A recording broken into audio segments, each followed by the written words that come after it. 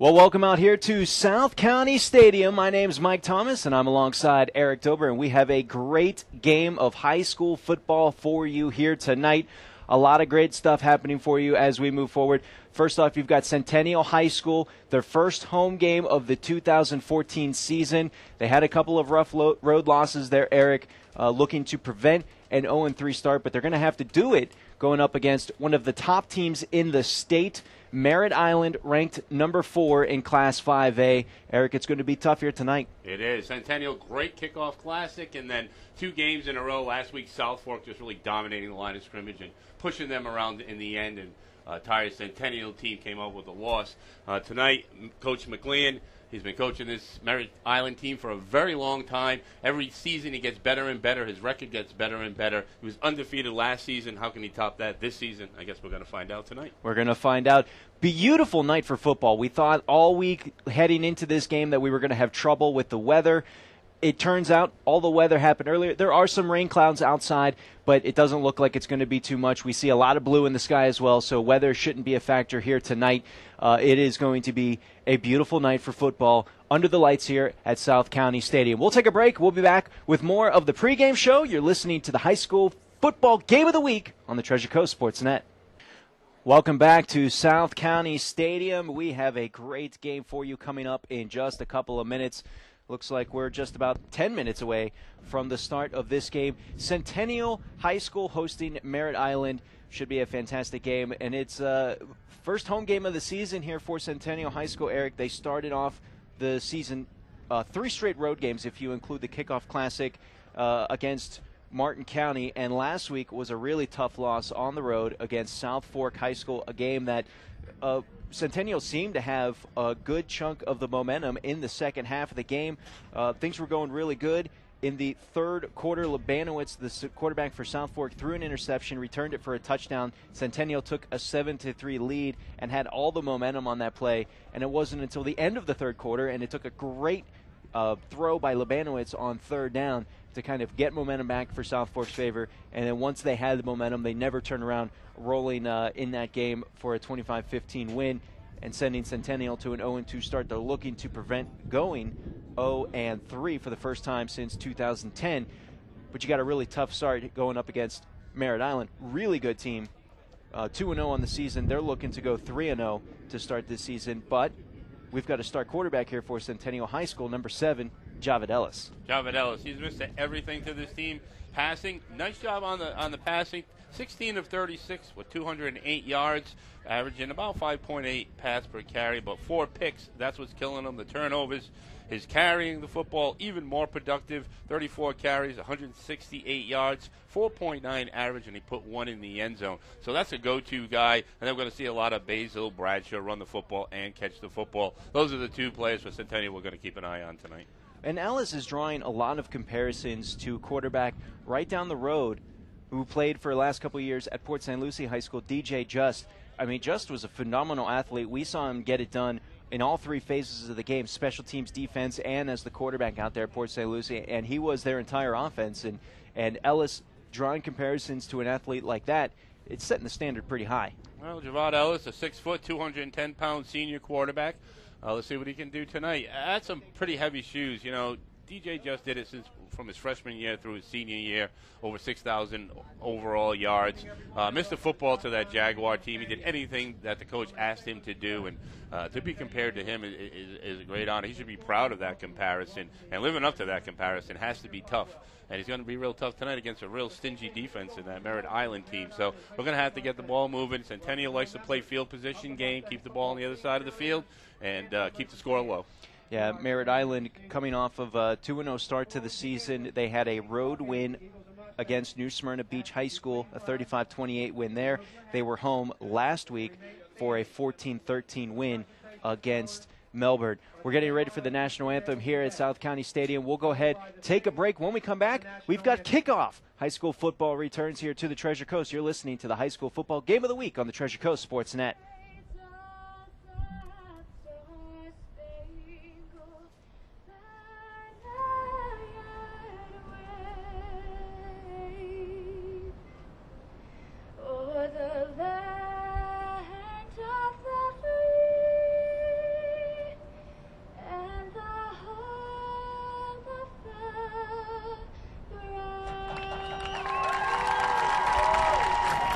national anthem out here at South County Stadium.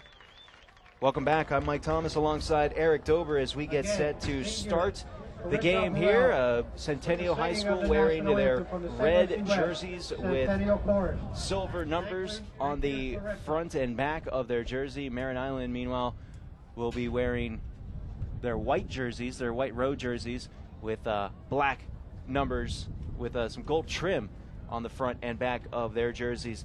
And Eric, you've got the some of the statistical leaders for this Merritt Island squad. Looking at the stats, what can we expect to see here tonight? Battle of quarterbacks tonight. Kyle Coleman taking the helm for the Mustangs tonight, 7-17. He's hit 41% of his passes for 126 yards, 1 TD, 1 INT. He also runs the football, leading rusher on the team with 180 yards on 18 carries. He's averaging 10 yards per carry, 2 touchdowns, and he broke one for 81 yards already this season.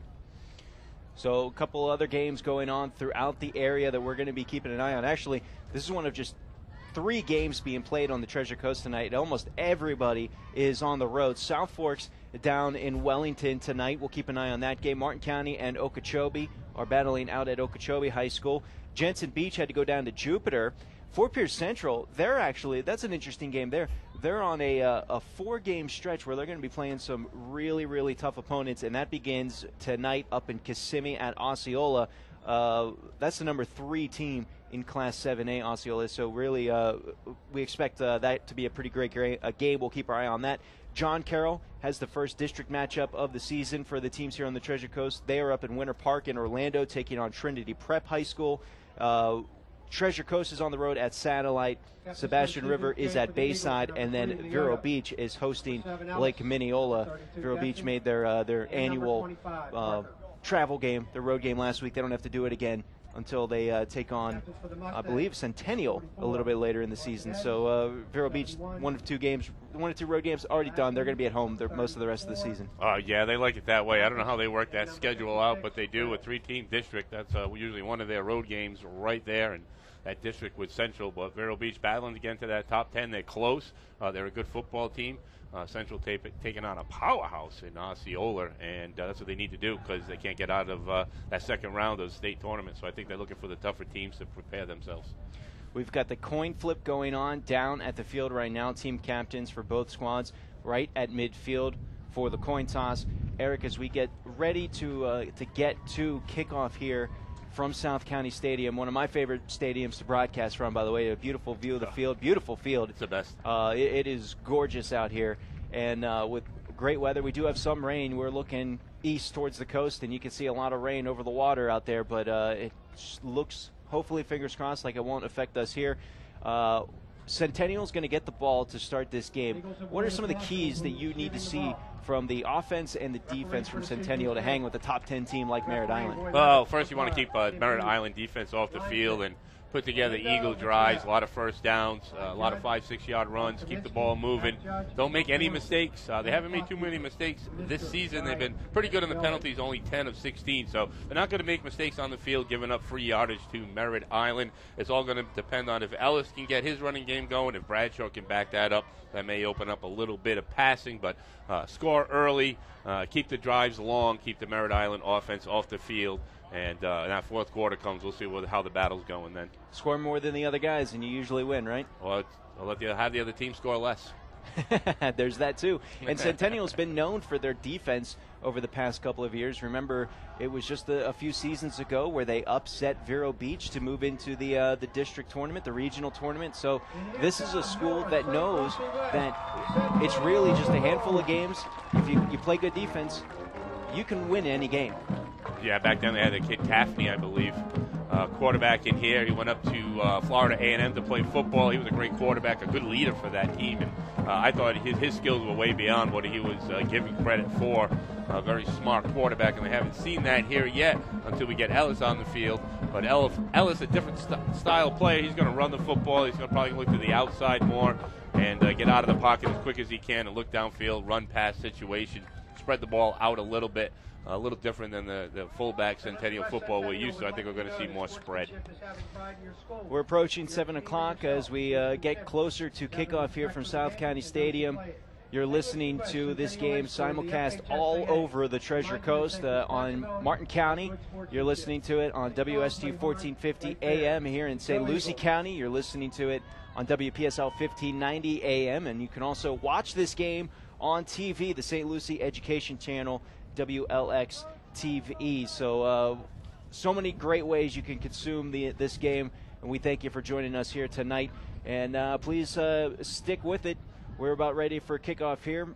Merritt Island will be kicking from right to left. Centennial will be returning the kickoff after winning the coin toss. And good move. I think you got to get your when you're going up against a top 10 team, you want to get the offense going. And if you can score points early on a top 10 team, the momentum boost is huge. Oh, it is. You get the adrenaline flowing. You're feeling good. You're winning the football game. All is good in your favor. Important possession right here. Even if they got a few first downs to put Merritt Island deep, that's the way Centennial plays football. Keep their opponent deep. Look for ball control type football. So the kicker for Merritt Island, Dylan Barnes, kicks this one deep into the end zone. It will go for a touchback, and Centennial will start this game from their 20-yard line as we're finally ready to start this football game here. First home game of the season for Centennial, and it's nice always to come home. It is nice. I love this field. Grass is perfect, cut real well. Great view from up here, way up top of the stadium. Elevated to get up here, we get spoiled. Yeah. But right by Met Stadium and all the action going on across the way at Tradition Field. But this field is beautiful. I would want to play here every week. So here we go. We get to see Ellis operating out of the shotgun to start. 3 receiver set.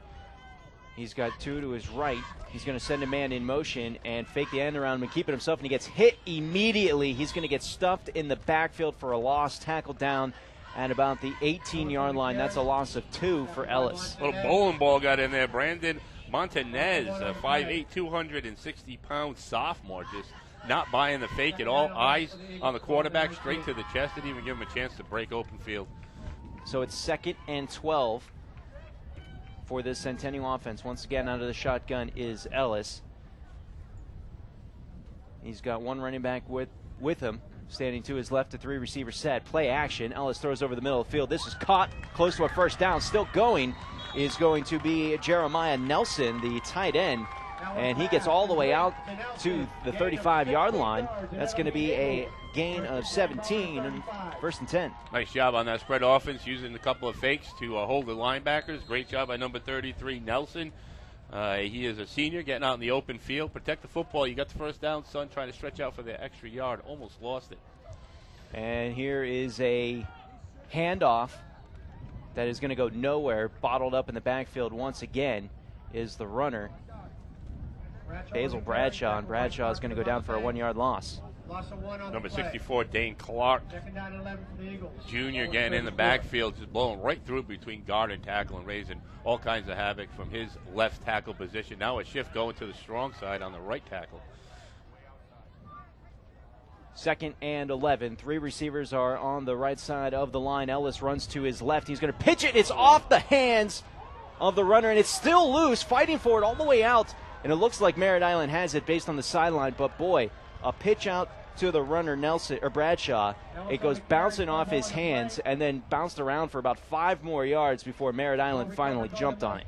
Yeah, tough option play, a little too deep. Quarterback back in the backfield, about 2 yards too far. Nelson a little bit too close on the pitch. It wasn't enough time to get his hands on it. I think both Ellis and Nelson both were surprised how close they were. Costly turnover when it looked like they were going to move the football on this Merritt Island defense. Yeah, they were moving it well, but the fumble will cost you every time. Empty backfield for Merritt Island, and they're going to do a pitch end around, and there's plenty of blockers, plenty of running room out across the 30. It goes their runner, number 3, Jim Batch, the sophomore running back, or sophomore wide receiver. He gets all the way out to about the 31-yard line, and that will be a gain of about 10. Yeah, just right at the mark there. Looks like a yard short. They're going to mark it. Merritt Island going to a full spread, sideline to sideline. Quarterback in the backfield by himself. This time they set up with a fullback situation, but still spreading the field. Shotgun formation, 4 receivers spread wide. Play action. The quarterback's going to roll to his right, throws over the middle of the field, and this is caught. Wow, what a great throw. Quarterback is Jim Batch there, it looked like, and then he threw it to his receiver, Luke Clark. Clark had to make a diving catch, but he was able to come up with it. And that's going to go all the way down to the 18-yard line of Centennial. Clark, a junior, has 4 catches. That's his 5th catch on the season. He had 176, averaging 44 yards per carry, per catch. So he's the go-to guy. 1st and 10. The quarterback is Coleman. 9:53 left to go in the first. He's going to hand it off up the middle. The runner tries to bounce outside. He can't get it. Bottled up in the backfield. Raleigh Barfield, junior running back for Merritt Island. He gets out to about the 16-yard line. That's a gain of 2. I like Centennial's defense. The Eagles, 4 down linemen, 4 standing linebackers. That puts 8 men up on the line of scrimmage. A running football team, the Mustangs, and they're going to put 8 men in the box to try to stop that run. Man-to-man all around the outside on the spread, setting up a lot of one-on-one coverage. 2nd down from the 16-yard line of Centennial. Opening drive for Merritt Island. They got the ball after a fumble from Centennial deep in Eagles territory. Here's a throw to the end zone, and that's going to overthrow everybody. Coleman was looking for Patch once again. The sophomore heavily involved in this drive, but defense was there from Centennial and went over the head of everybody, incomplete. Yeah, that was great coverage by the safety. One-on-one coverage all around the field. What he missed was his swing back. Luke Clark wide open on a swing pattern all by himself. Nobody picked up the running back coming out of the backfield. Great coverage, though, in the end zone. So we got 3rd down. It is 3rd and 8. They need to get down to the 8-yard line to convert. Shotgun formation, 4 receivers. Coleman wants to pass, looks over, and he's got a receiver wide open back in the end zone, and he overthrew him. The throw from Coleman went out of play. The receiver didn't have a chance at it. Coleman got hit hard on the throw. He had to pick himself up off the ground, and Merritt Island special teams will come out. Looks like they're going to line up for a field goal here. Perfect position right from the center of the field. That was a nice pass rush. That was a nice pass rush by Centennial. Wide open in the end zone was Batch. In the corner all by himself. If it wasn't for that pass rush that rushed the quarterback Coleman, it probably would have been a completion. It is a 38-yard field goal from dead center in the field. The kick is up. It's got the distance. It is good. 3-0's your score. 8:57 left to play here in the first quarter. Merritt Island getting 3 points off the turnover. We'll take a break. You're listening to the High School Football Game of the Week on the Treasure Coast Sports Net.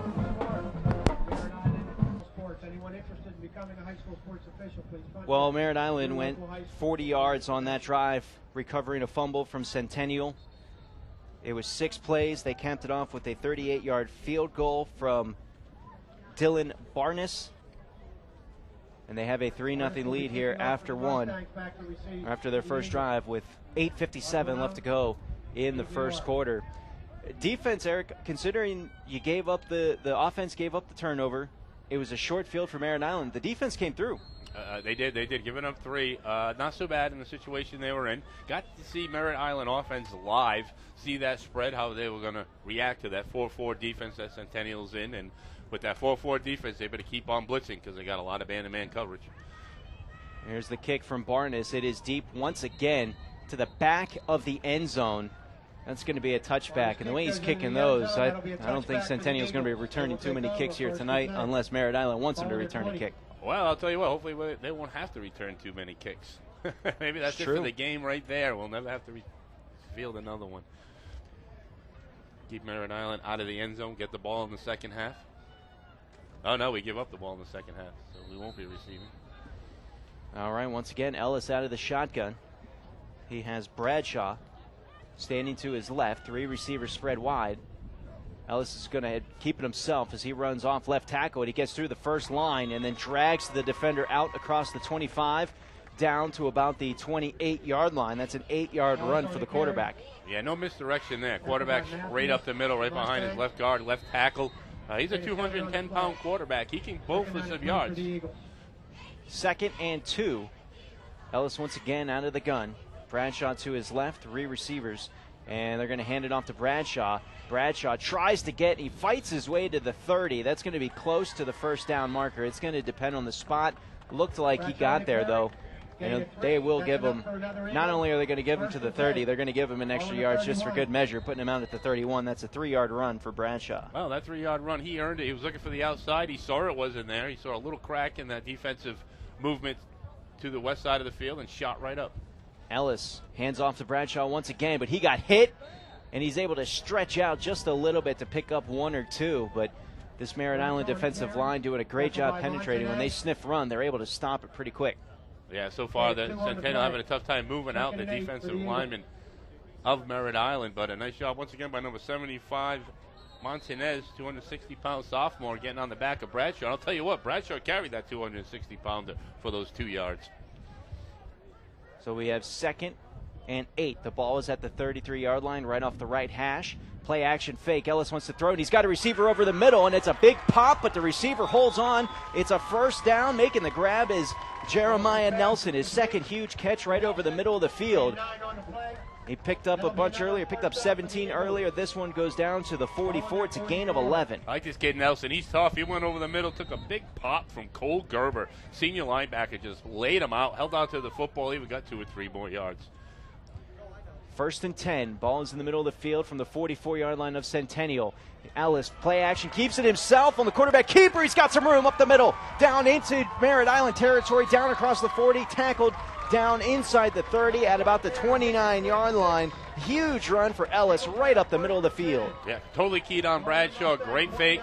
Did a great job nonchalantly making that fake and then bolting it right up the middle. Huge hole. They found the gap right behind number 75 was Centennial Chris Seneko. Awesome job opening up a big hole on the left side. A 27-yard run right up the middle, and Centennial's offense is rolling. 1st and 10 for Merritt Island's 29-yard line. 7 minutes left to go here in the first. And a run from Bradshaw, another hole right up the middle of the field. He gets thrown down, but not until he picks up a first down, tackle down inside the 20 to the 15. Yeah, Gerber with the tackle around the shoulder pads. I'll tell you what, that 210-pound quarterback can run. He's got some good feet, good balance, and he's like a fullback, halfback quarterback, all kind of rolled up into one. So, yes, he is Mr. Everything for this Eagle team.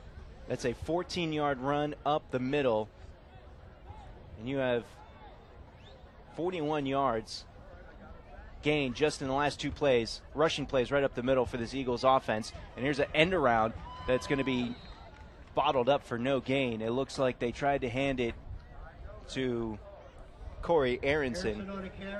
On the carry, he came around on the end around, and this time Merritt Island stopped that right at the 15-yard line. No gain. All right, give me the bat phone down to Coach Parker because Merritt Island is going strong side with 3 down linemen, leaving 1 lineman on the weak side. If they ran that reverse the other way, it would have went for 6. We need the audible at the line.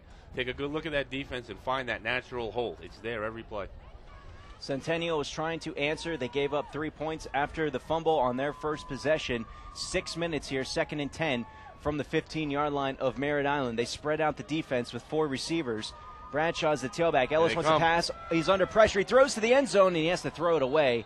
He was looking for his tight end, Nelson, but the coverage was there, and the pressure from Merritt Island's blitzers got to Ellis, forcing him to make the throw, and it looks like we've got a timeout called on the field, a water break, stopping the clock with 5:50 left to play. It'll be 3rd and 10 when we return. You're listening to the High School Football Game of the Week on the Treasure Coast Sports Net. Welcome back to South County Stadium here. This drive started all the way back at Centennial's 20-yard line. This will be the 8th play of the drive. The ball is spotted at Merritt Island's 15. The ball is off the right hash. It is 3rd and 10. This is a huge drive for Centennial. After fumbling on their first possession, giving up the field goal, to be able to come back and put yourself in a position to respond is huge. Yeah, that was a good timeout right there by Coach Parker. He should have called that timeout before the play, before the blitz. But they talked about it, and they're going to audible at the line. I know that's what they had to talk about. Watch that blitz. So here we go. They're going to send a man in motion. 4 receivers spread wide. A quick screen pass caught by Nelson. Hit hard. He's going to reach out, but he's going to be tackled well short of the first down marker. So the field goal unit, I would imagine, well, no, it looks like Centennial's offense is going to stay out there. Wow. So here we go. It's 4th down. And now we're going to see a little bit of a substitution package as we see some other players come in. We'll see if they decide. Now they're bringing out so they are going to attempt the field goal here. As we've got number 36, Chris Rosales. Oh, watch out. Holding is Javid Ellis. Holds for the kicker, so anything could happen. This will be a 28-yard field goal from the right hash. The kick is up. It's got the distance. Is it straight enough? Yes. We got a tie ball game. 5:05 left to play here in the first quarter. The Eagles respond a 9-play drive going 80 yards. They get the field goal. You're listening to the high school football game of the week on the Treasure Coast Sports Net.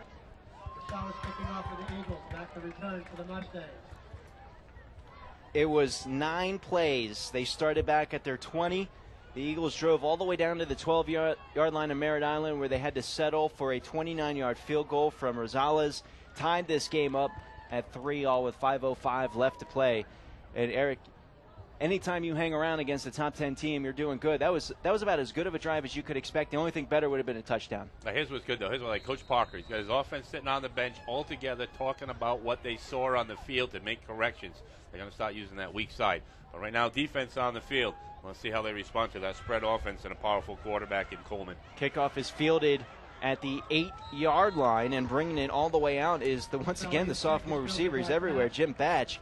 He advances all the way out to about the 31, 32-yard line. So Merritt Island will get pretty good starting field position as we get set to resume here. 4:57 left to go in the first quarter. Well, Batch came into this game with 5 catches, so he's up there. He's got tied with the top spot for receptions at 5.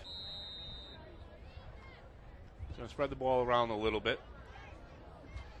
I kind of want to keep that pressure on Coleman. He's a shotgun quarterback. He does a great job overlooking all 3 of his receivers, and a little change up for Merritt Island. A couple of running backs in the backfield with the quarterback.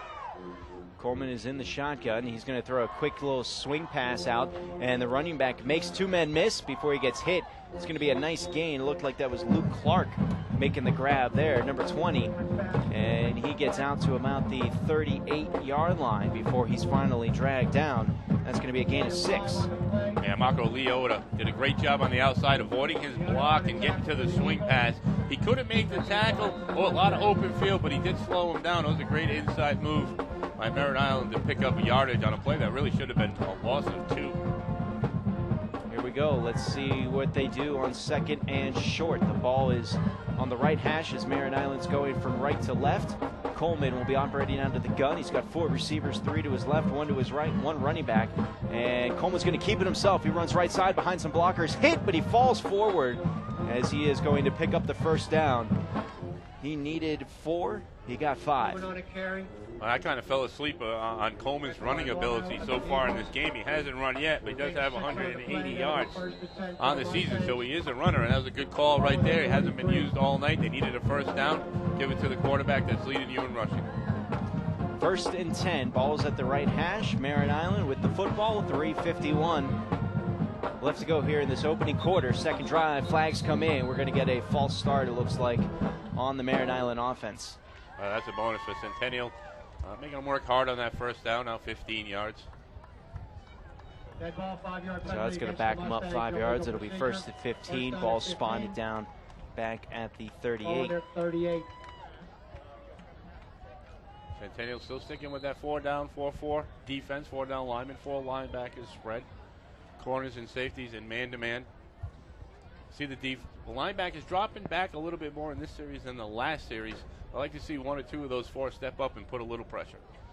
1st and 15. Coleman play action, throws over the middle. He's got a receiver through the hands of sophomore Jim Batch. If he had caught that, that would have gone for a big gain, as it was right on the money. He just took his eyes off the football before it got into his hands. Well, I'll tell you what, the sophomore heard John McGlory coming up from his safety spot to lay a licking on him. Almost ended up in the hands of McGlory, but fell a little short. But, you know, he was screaming and saying something to that young sophomore to take his focus off that ball. Coleman just 2 for 5 passing in this game. Had a couple of big misses down in the end zone on their first drive. And that incompletion there brings up 2nd and 15. 4 receivers spread wide. Coleman gets the snap, wants to pass, throws over the middle of the field. A little dink caught by Batch. He makes the man miss, diving to midfield. And he's going to pick up most of the yards needed. This is going to be 3rd and short. 3rd and about 3 to be exact. Come on, Eagles, heads up on those tackles. You guys are diving and hitting grass. Got to get that first hit on. You would have held them back 8 yards. It would have been 3rd down and 10 as opposed to 3rd down and 2. You just kept your head up on the tackles and made sure you made the hit. 12-yard catch and run from Batch.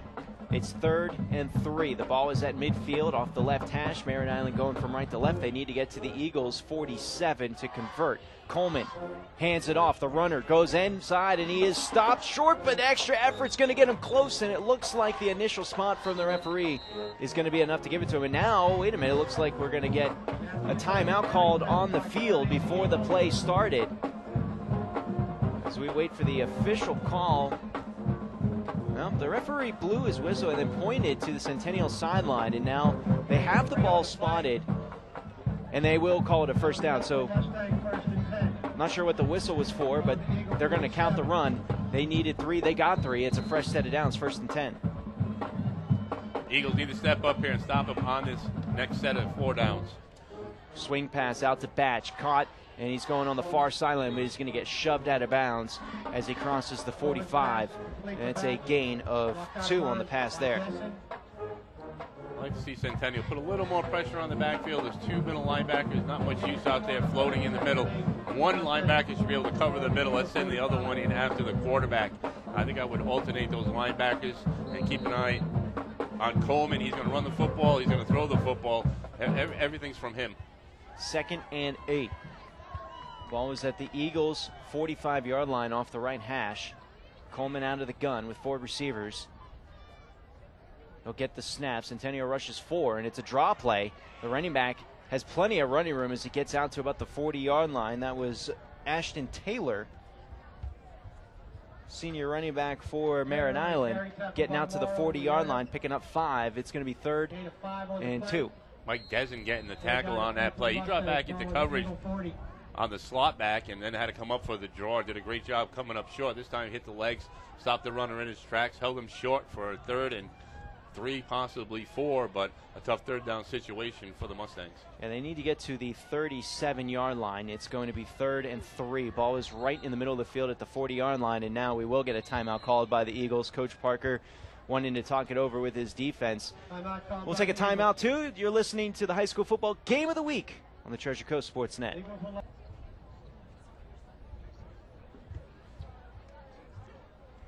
Eight-play drive that's gone 28 yards for Merritt Island. This will actually be the 8th play of the drive. It is 3rd and 3. They need to get to the Eagles' 37 to convert. The ball is spotted right at the Eagles' 40-yard line. Dead center in the middle of the field. Merritt Island's been moving the ball well, but it's all been in small chunks here and there. They've battled back from a 1st and 15, converted a couple long ones. Here's 3rd and short. Coleman out of the gun. 3 receivers are to his left. He's got 1 running back. He's going to run to the right, and he doesn't pitch it. He keeps it himself. He picks up the 1st down as he crosses the 35-yard line. Looks like they'll give him the gain of 5 there, marking him down at the 35, moving the chains once again. And this is the 3rd first down of this drive. Taylor Ashton was a pitchback, and Coleman had a choice. He could have pitched it for bigger yards, but kept it, got the 1st down for his team. I like that option on the weak side, spread left and run option weak side out of the shotgun formation. Something a little bit different. I haven't seen that play too much here in high school football. Minute 20 left to go here in the first quarter. Tie ball game 3-3. Merritt Island's driving at the Eagles' 35-yard line. Play action. Coleman throws deep. He's got a receiver, middle of the field, caught into the end zone. Touchdown. Right down the seam goes the sophomore Jim Batch. And that was a beautiful 35-yard strike from Coleman to his receiver, putting his team up top 9-3 pending the extra point. That was a beautiful toss right there. Nice catch by Batch. That time not intimidated by the 2 receivers on him. Perfect pass, hit him in full stride right at the goal line. Nice spiral. I like this kid Coleman. He's got a good arm. He's got some good feet. That's a good quarterback up there in Merritt Island. Extra point is coming up. Merritt Island could take a 7-point lead here if this extra point is good. The snap is down, the kick is up. It's got the distance, and it is good. 10-3 is your score. Merritt Island on top. We'll take a break, be back. You're listening to the high school football game of the week on the Treasure Coast Sports Net. That drive started back at Merritt Island's 32-yard line. It started when Jim Batch for Merritt Island returned the kickoff out to the 32. It ended when Jim Batch caught a 35-yard touchdown catch from Kyle Coleman. And his team now has a 10-3. I know, that's why they pay me the big bucks. I like that. That was good. We're waiting the kickoff here for Merritt Island. They lead at 10-3 with 1:09 left to play. Beautiful night for football the home opener here for these Centennial Eagles as the kick is up. And this one will once again go into the end zone for a touchback. All 3 drives for Centennial will start at their 20. They did pretty good their last drive. They went 68 yards, took 9 plays, but they had to settle for a field goal. And big difference between 10-3 and 10-7. Absolutely. I think the offense did a great job on the last series. I'm looking forward to seeing them back on the field. I'm sure the offense is looking forward to going back on the field. Merritt Island defense wasn't too tough that last drive. Pretty much Ellis did what he needed to do. He found a lot of running room up the middle. Misdirection helped. Try to find the weak side on this drive, and I think they'll pick up some big yards again. So here we go as the Eagles try to respond. 1st and 10 from their 20-yard line. Ellis out of the gun will keep it himself as he runs left side. Another huge hole. He slips into the secondary, and he's finally dragged down after a gain of at least 10 as he crosses the 30-yard line. That play's been working. It worked last drive, went for a big gain. Once again, they pick up 11 here on 1st down. It'll be 1st and 10 from the 31. Junior Baratella, Junior Seneko, left guard, left tackle, doing a nice job opening the hole that time for their quarterback. They spread right, ran left, worked well going weak side. Might be the last play of the quarter. 10 seconds left to go in the opening frame. And Ellis keeps it himself on the option play. He gets out close to the 35-yard line before he's bottled up. And that looks like we're under 10 seconds now.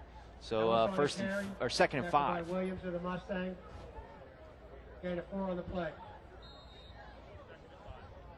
Let's keep on waiting for that clock to tick away, but the timeout's going to cut it short, or a water break. Oh, they're just going to let it run out. They're just going to let it run out. There must be something wrong with the clock. Every time I look up at it, it's showing 10 seconds, and then it rolls back over to show 10 more seconds. So I think the officials are looking up at it saying, when's this quarter going to end? But we will go ahead and say that the quarter is coming to a conclusion. We'll go ahead, take a break. They're moving the chains. We'll be back with more. You're listening to the High School Football Game of the Week on the Treasure Coast Sports Net. Centennial now going from right to left. It is 2nd and 6. The ball's at the 35-yard line. Ellis keeps it himself once again, making a couple people miss, bouncing forward, falling close to the 1st down marker as he plunges across the 40, down to the 42. Needed 6, picked up 7, and it will be 1st and 10 as we start the 2nd.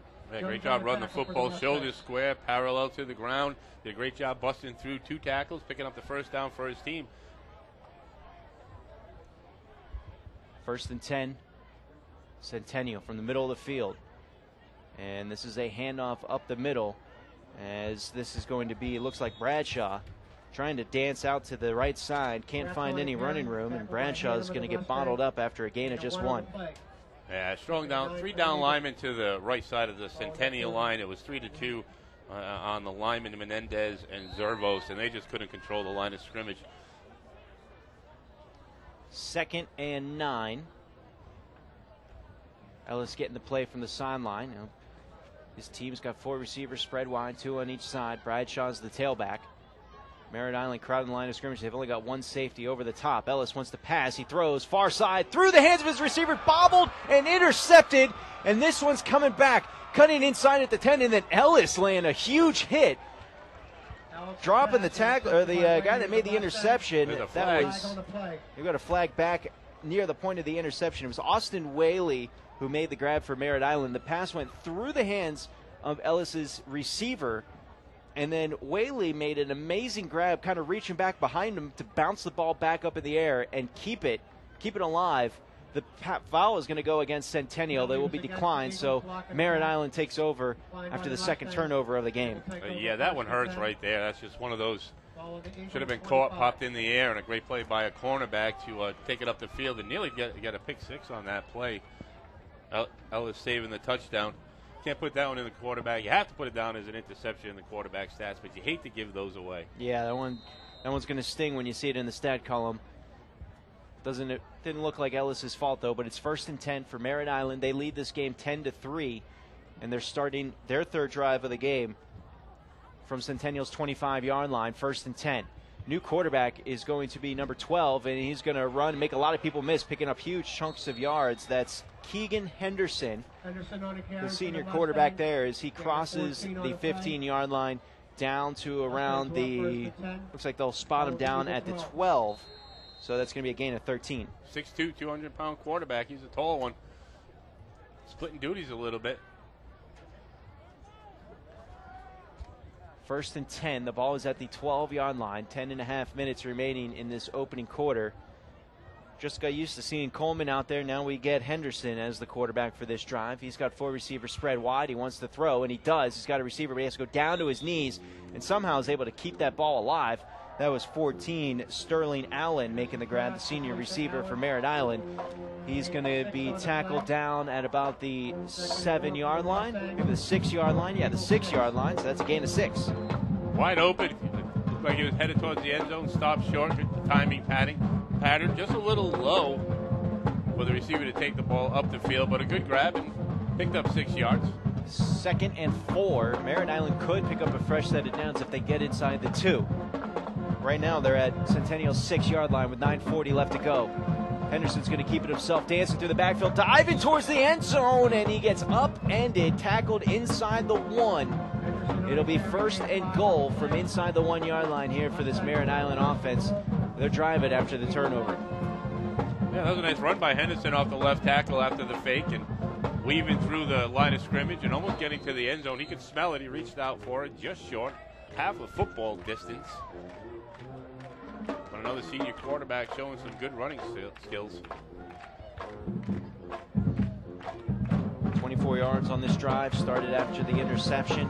This is the 4th play from the 1. Power formation for Merritt Island. Henderson hands it off. The runner goes airborne and falls into the end zone. Touchdown Merritt Island as they build on their lead. The runner back was 32, Ashton Taylor.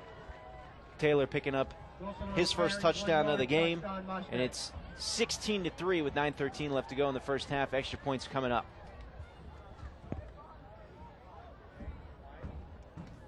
Centennial defense on their heels that whole drive. Couldn't really get a stop when they needed it. I think they were ready for a break after the last series, giving up the touchdown, and a couple of plays later, right back out there they went.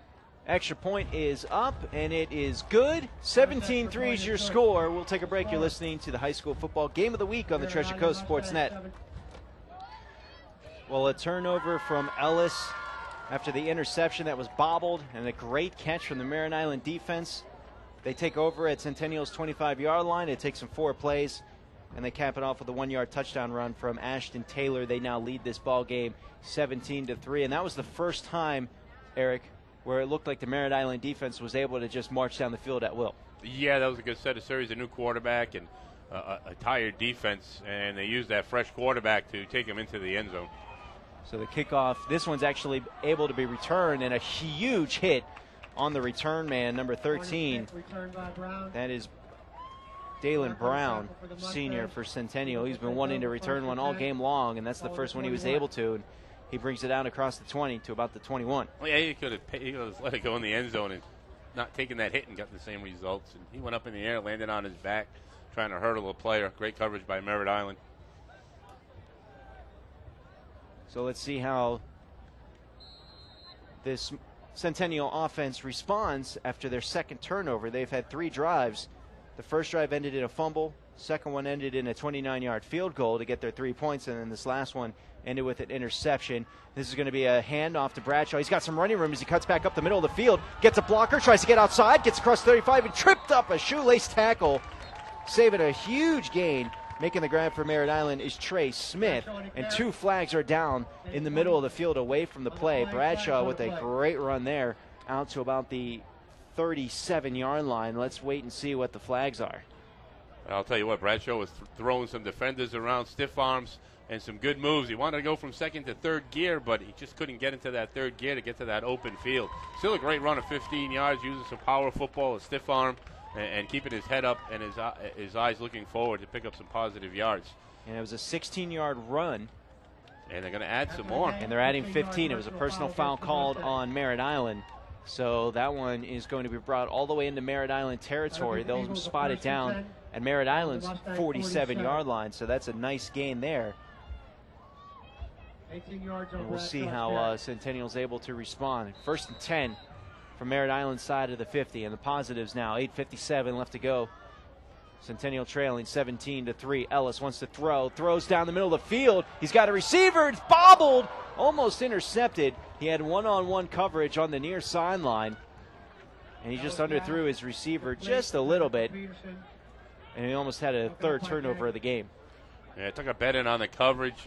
Staying deep with the receiver. It wasn't wide open. He would have had to thrown that way ahead of the receiver and thrown it up high and have it come down soft, but he couldn't get it over the hands of the outstretched hands of the D-back. I think it was either Bennett or it looked like number 22. It doesn't exist on my roster. Oh, Tony Gagne. Nice job, Tony Gagne, the senior. 2nd and 10.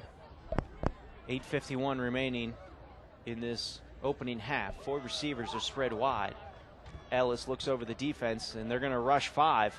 They get through. It's a screen pass, but just not enough time to develop. All the rushing defenders forced Ellis to throw early, and it looked like his intended receiver, Bradshaw, just wasn't set.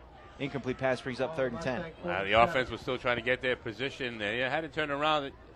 Bradshaw's got to turn around, look for the football right away. That was a heavy rush. It would have been big yards. That was a perfectly well-designed play at the right time with all the linebackers blitzing. If they completed that pass, they'd still be running. 3rd and 10 now after the 2 straight incompletions from Ellis. The ball is at Merritt Island's 47. They need to get to the 37 to convert. It's on the left hash as Centennial's going from right to left. Ellis wants to pass under pressure, steps up, gets hit, delivers a throw down the sideline. It's going to be incomplete. Overthrew his intended receiver, number 8, Sean Peterson. And 4th and 10 will likely bring out the punting team. Trying to go deep twice on that drive, both down the left side, and really just eyeballing his receiver the whole way. Never looked at his other 2 receivers streaking in the middle wide open. If you got that kind of time and you got a strong enough arm, you need to go 1, 2, 3, make all your checks and see which receiver is going to break free. And it looks like we're going to see a punt from Corey Aronson. And he just steps up and boots this one. It's a nice punt that will get inside the 10, fielded. And the coverage team makes a great play, bottling up the return man at the 12. Running that one out from the 10-yard line was number 1 for Merritt Island, Quentin Besant. And he only gained 2 yards. Yeah, great job by the punt return team. Punt team getting down the field, stopping him from breaking. Got him right at the 10-yard line. So now Merritt Island with really their worst field position of the night. They've had the fortunate 2 turnovers to their first 2 drives to put 10 points on the board. And now they have the long field and a rested Centennial defense. This is a good time for a stop right here. Get the ball back and try to put one in the end zone before halftime. And then feeling good about a 17-10. Yeah, they didn't 7 going into half with 2 turnovers. They didn't even give Besant forward progress. They spot him down at the 10-yard line. 1st and 10 from the right hash. This is Henderson still in at quarterback. Throws. He's got a receiver in triple coverage, and this is bobbled, almost intercepted, and a flag's going to come in. We're going to talk about contact and Merritt Island's receiver with a little bit of some extra words there at the end of the play. This one's going to go against the defense. Yeah, Dalen Brown, he was stride for stride with the receiver, good coverage. Their legs got tangled up right before the ball got there. They ended up going down. It wasn't, it was inadvertent contact. Did I say that right? Inadvertent. Inadvertent contact. That's a 15-yard penalty. Yeah, not so costly in high school football. You don't get the ball where the penalty is. You only get 15 yards, so what could have been a gain of 40, you really only turned into 15. Still a first down, though. Still a first down, and I thought good coverage well enough that the pass wouldn't have been completed anyways. Henderson out of the gun, empty backfield, 5 receivers are spread wide. Sophomore Batch operated out of the slot from the right side. Now they send a man in motion and flip it to him on the end around, but there's just no running room. Great defense there for Centennial, pushing the runner out of bounds after a gain of just 1. The running back was 18, Sam Varionis. Kaylee Jacobs, Noah Gesslin doing a great job on the outside, not letting the slot back get around the outside. They just kept on stringing it out all the way to the far sideline for only a gain of 2. Yeah, they gave him 2 on that one. Yep, that was a fortunate 2. I thought, let's see if they can do that for the 2nd and 3rd down and get this ball back with a lot of time left in this quarter. 2nd and 8 as Merritt Island breaks the huddle. Coming up to the line. Henderson's out there. Coleman did well. He was the quarterback for the first couple drives, helped build a lead. And this is the 2nd drive for Henderson as the quarterback. Out of the gun. He's going to run it up the middle of the field. Now he bounces outside, trying to get outside the numbers on the left side. There's just not a whole lot of running room there. The defense for Centennial stops him, but not until he crosses the 30 down to about the 31-yard line. So that will be a gain of 4. Henderson, a much bigger quarterback, better between the tackles. Then Coleman, Henderson not the quick enough speed to get to the outside. Once again, the Eagles doing a great job stretching that line of scrimmage and not letting Henderson get around the corner. So a 3rd and 5 situation, exactly where your defense wants to be, but they got to get a stop right here. 3rd and 4 as Merritt Island needs to get to the 35-yard line. They're at the 36. Ball is off the left hash. I'm sorry, the 31. Ball is at the left hash. Henderson out of the pistol now. Will get the snap, and he throws over the middle, and this is caught for a first down at the 40. Diving to the ground to make the catch is going to be number 11, Jordan Mullins. Yeah, that was a great pass pattern. Went to the open spot, designated spot, timing pattern. Good first, good play for 3rd and 5. You got about 7 yards down the field into that open space. You know your receiver is going to be there. Receiver knows the quarterback is going to be there. You don't give it away. I like that play right there on a 3rd down. 1st and 10. The ball is at the 41-yard line. Merritt Island driving here. This is the 4th play of the drive, and it's a run up the middle. Gets out to the 44 as the runner is 23, Raleigh Barfield. And he picks up 3. One of the few times we've seen Merritt Island actually give the ball to a running back on a run play up the middle. They've been trying to take everything off tackle on the outside, mostly with their quarterbacks. 2nd and 7 once again out of the pistol. And Henderson will hand off once again. This time not much running room. Centennial defense clogs up all the lanes as the runner was Taylor, Ashton Taylor. He tried to bounce it outside, nothing there. He gets out to the 46. That's a gain of 3. Yep, still another 3rd down and 5 situation. Defense doing their job. Now let's get a 3rd down stop, Eagles. Get that football back. It's 3rd and a long 5. Over 6 minutes left to play here in this first half. Difference so far has been turnovers, 10 points off turnovers. Merritt Island leads it by 14. 17-3 is the score. Here's a handoff, running, getting for first down, and still on his feet, breaking it across the 40, down to the 30, cutting back to the middle of the field. And that man's going to go all the way into the end zone. Number 21, Tucker Bennett. It was 3rd and 5, and he took it all the way to the house. A 54-yard touchdown run, and now this game's broken open. Yeah, missed tackle on the outside for no gain. Defense got there, shut him down, broke a tackle, and then headed to the open field. Safety not in the back, trying to protect the end zone, and cut back to the middle and a race to the goal line. And right now they have a 20-point lead with more to come. And that run right there was a tough one. That one hurt. That's a heartbreaker right there. That was probably the first really big play the Centennial defense has given up. And they've played well on 1st and 2nd down, but 3rd downs have just been money for this Merritt Island team. The extra point is up. It's got the distance, and it's good. So 24-3 is your score with 5:46 left to play in the first half. You're listening to the high school football game of the week on the Treasure Coast Sportsnet. Welcome back to South County Stadium. And a drive that started all the way back at Merritt Island's 10-yard line after a good punt from Centennial High School.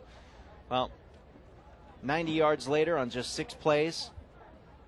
15-yard penalty from Centennial helping them out, and a huge 54-yard touchdown run from Bennett of Merritt Island breaks this game open. It's 24-3 as we are approaching the 5:46-minute mark here in the second quarter. Yeah, a lot of plays for Merritt Island in this first half. Turnovers, keeping the defense on the field for the Eagles. Some long drives. They're going 3rd down every 10, and that one just broke big. Missed tackle and off to the races. A lot of fresh bodies on offense, too, for Merritt Island. Here's the kick, and this one will be returnable as well. Fielded at the 5-yard line as the runner coming up the near sideline gets out across the 20 before he's brought down forcefully at about the 22-yard line. That was Brown with the return. Yeah, at this point, you have to put the Eagles starting offense drives at the 20 every single series. They have yet to stop the Mustangs. It's been points every possession. And prior to that drive, I would have said the Centennial defense is playing well. But then you look at the drive sheet. Field goal on the first drive for Merritt Island, and then 3 straight touchdowns. But it still feels like overall the defense has played well. It's just 3rd down. They can't get off the field. Just tally up the offensive plays for Merritt Island versus the Eagles. Ellis will hand off to the running back Bradshaw. He's got a bunch of running room. Huge hole all night long right in the middle of that field. Centennial's been able to carve it up for some big plays as Bradshaw is able to get out to about the 31-yard line. That's a gain of 9, 2nd and 1. Well, the Mustangs gave up 28 points in a 35-28 win over New Smyrna Beach last week. The defense really hasn't done a great job stopping the Eagles. The Eagles have been stopping themselves with turnovers. Other than that, Bradshaw and Ellis are having 2 great games running the football. 4 receivers set. They're going to send a man in motion, and Ellis will keep it himself on the option. He's got some more running room over the middle. He's got a first down and more as he pushes the pile forward out to the 40. And I like this Ellis. I enjoy watching him play. He's able to run, and he's a big, strong kid. You can see it in his frame. He's already got a lot of muscle on him, and he's able to push the pile when he gets there. He is. He's 210 pounds. He's a big quarterback. He's fullback size. He's the speed of a halfback and the arm of a quarterback. So he has all the facets of the game of football. He is their go-to guy, and he's been producing yards. Him and Bradshaw have both been getting up the field very well. He just got to protect the football. 1st and 10 under 5 to play in the first quarter. 24-3 is your score. Ellis will keep it himself out of the gun, and he is going to get wrapped up as he gets to the line of scrimmage. Still is able to fall forward with that tall frame of his and pick up 4. And they'll spot him down at about the 44-yard line. Now, I like the offensive line for the Eagles. They really are getting a great push off the line of scrimmage against this Mustang defensive line. It seems like at will they can push them back, and they can pick up positive yards. Down by 21, and they got to put 3 touchdowns on the board. Is the running game going to get them where they need to be? Need to get to midfield to convert. It's 2nd and 6. Ellis wants to throw under pressure, sidesteps the rush, and then he steps forward. He's got a first down and more as he crosses midfield down to the 47-yard line of Merritt Island. And that was a great little play from Ellis to avoid the rush and pick up the first. I just like it that he didn't force the throw. He didn't go to the receiver that was designed to go to because he was covered. He held the football in his hand and looked for option number 2. He didn't do that on the last series, and 2 long passes went to waste. But I'll take the positive yards, let my quarterback take the ball up the field. Pistol formation, 1st and 10 from Merritt Island's side of the 50. It's a handoff to Bradshaw. Nice juke to break out of 1 tackle, breaks a 2nd, running out to the far side and gets tackled out by the numbers, and flags will come flying in from all over the field. 3 referees throwing flags on that one. Bradshaw with the carry. He got out to about the 42 of Merritt Island, and we'll see what the call is. I'll tell you, number 21, Tucker Bennett came up and put a nice hit on Bradshaw. Bradshaw's not the fastest runner you're going to see, but he's shifty. He uses his hands well and his balance to avoid tackles. It's really hard to get a good wrap on this young man. Bradshaw's a good compliment to Ellis in the running game. And once again, don't go backwards again on the Eagles. There they go. They put the run out to the 41-yard line, so it was a gain of 6 on Bradshaw, but the penalty missed what the call was. They're calling a holding penalty on Centennial, and that was at the end of the run too, and that's going to back them up 10 yards. So instead of being 2nd and 3 or 2nd and 4, it's going to be 1st and a lot as they're back on their side of the 50 to the 49. Ellis throwing a little swing pass. Bradshaw can't control it. Too high. He throws it down to the ground. Incomplete, 2nd and 14. That just didn't fool the whole left side of the Mustang defense. They went right with Bradshaw on the swing pass. If he had caught that pass, he would have lost 2 yards. They need to get to the 37-yard line of Merritt Island. They're at the 49 of their own side after that holding penalty on 1st down. Fresh receivers coming in for Centennial. Seems like a little bit of miscommunication. Ellis directing traffic out there. He had 3 receivers come off the sideline. They all tried to run to the far side of the field. He said, no, get back over to the near side. They run to the left. They're set now. And Ellis will look to the sideline to get the call. 4 receivers on the field. Bradshaw's the tailback. He's standing to the left of Ellis, the quarterback. And now we got a flag down, and that one's going to be a delay of game on the offense. Backs him up even more. Yeah, a lot of confusion. They're spreading the wide side of the field, and they have a lot of one-on-one coverage down this side of the field. Here on our side, a lot of laid-back coverage. They're going to let play the backs deep off of the receivers. Somehow, some way, I think they need to use those receivers. Take a long patent, button hook, come on down, 5-yard passes, yards after catch may work. Ball is now down to the 46 as Centennial continues to go backwards. Ellis wants to pass. He's got time. Now he steps out to his left. Fumble the football. Ellis dives forward, is able to get on top of it first. But he's going to lose 4 more yards. And this has just been disaster. You got to love that football. You got to protect it. It's gold. It's money. It's everything. It's the whole game. You're going to keep on putting it on the ground. Mustangs are going to keep on jumping on and putting points on the board. You're just killing yourself. Ball was at the 40-yard line of Centennial. They need to get to the 37 of Merritt Island. That's a 23 yards they need to pick up here. 3rd and 23. 2:49 remaining in the first half. Ellis, empty backfield. 5 receivers are spread wide. Merritt Island looks like they have their ears pinned back. They're going to rush 5, and they get to Ellis. Hit hard. Dropped for another loss on the play. They got all the way to the 47-yard line of Merritt Island. This drive's going to end all the way back at their 38. Bring up 4th down for the Eagles. Yeah, that was a lot of backwards there between penalties and his quarterback sack right there. Total all-out 8-man blitz by the Mustangs straight to the quarterback. That would have been the opportunity to run that screen play that they muffed up earlier in the game. Punting team will come out on 4th down. Return men are standing at their 30-yard line of Merritt Island. Here's the punt. It's another good punt. End over end. Fair catch called for, and it's dropped. It's going backwards. Diving for it. Centennial has a chance. They're diving on top of it. And who's got it? Waiting for the call. The Centennial player comes up with it. It's Eagles football. So, hey, rather be lucky.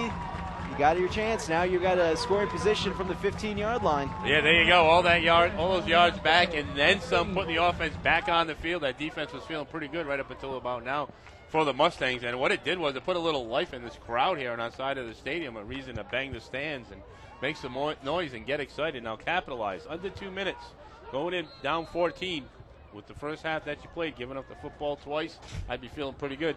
1:56 left to go in the half. Fresh set of downs and new life for the Eagles offense from Merritt Island's 15-yard line.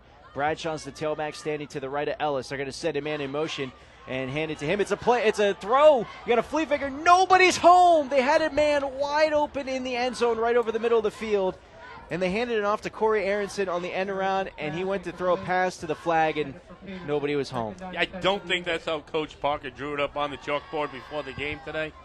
I don't know if the receiver went the wrong way. He was wide open right underneath the goalpost, standing there all by himself, but number 12, Arison, went to the left corner where there was nobody. Oof. Opportunity there. Great play call. At that time, you had receivers open, but miscommunication. 2nd and 10. Ellis. He wants to pass this time. Throws. He's got a slant. Caught down inside the 5. Tackled before the end zone as the receiver is going to be dragged down at about the 2. And it looked like that was Ben Tippy making his first catch of the game.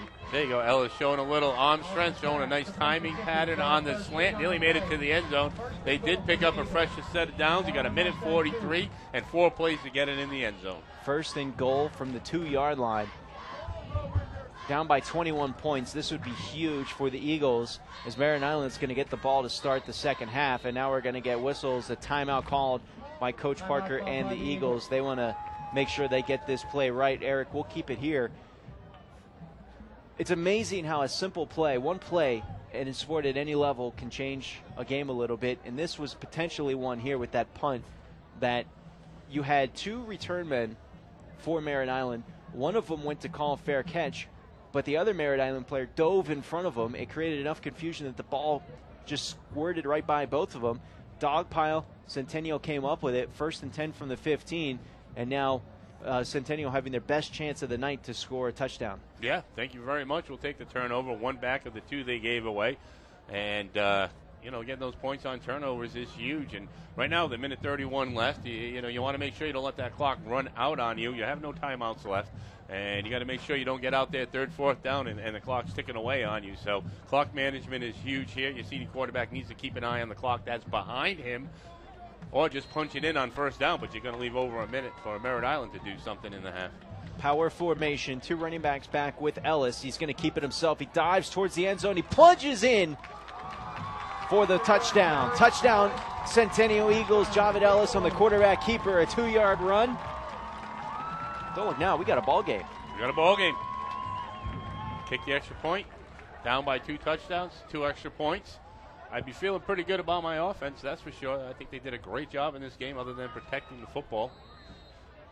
Make your adjustments on defense and turn this into a game. Most of the points in this game coming off turnover. Ellis is going to go to convert on the 2-point conversion. He gets to the 1 before he stood up, and turned backwards. Almost a chance at picking up a point there, but the 2-point conversion's no good, and it's 24-9 with 1:28 left to go here in the first half. You're listening to the High School Football Game of the Week on the Treasure Coast Sportsnet.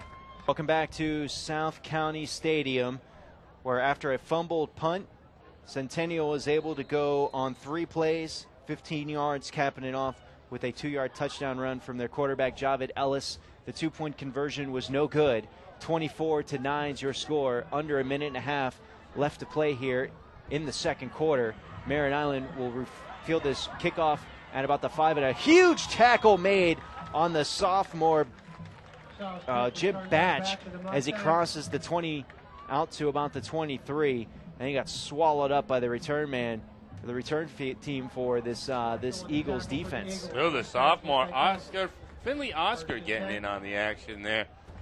5'10", 158-pound sophomore, laying a big hit. It would have been nice if that football popped out again. It would have. I was waiting for it. 1st and 10 from the 23. See who the quarterback is. Looks like it might be Coleman back out there. We've had 2 quarterbacks here for Merritt Island. It is Coleman. Pump fakes, throws over the middle. It's caught on the run.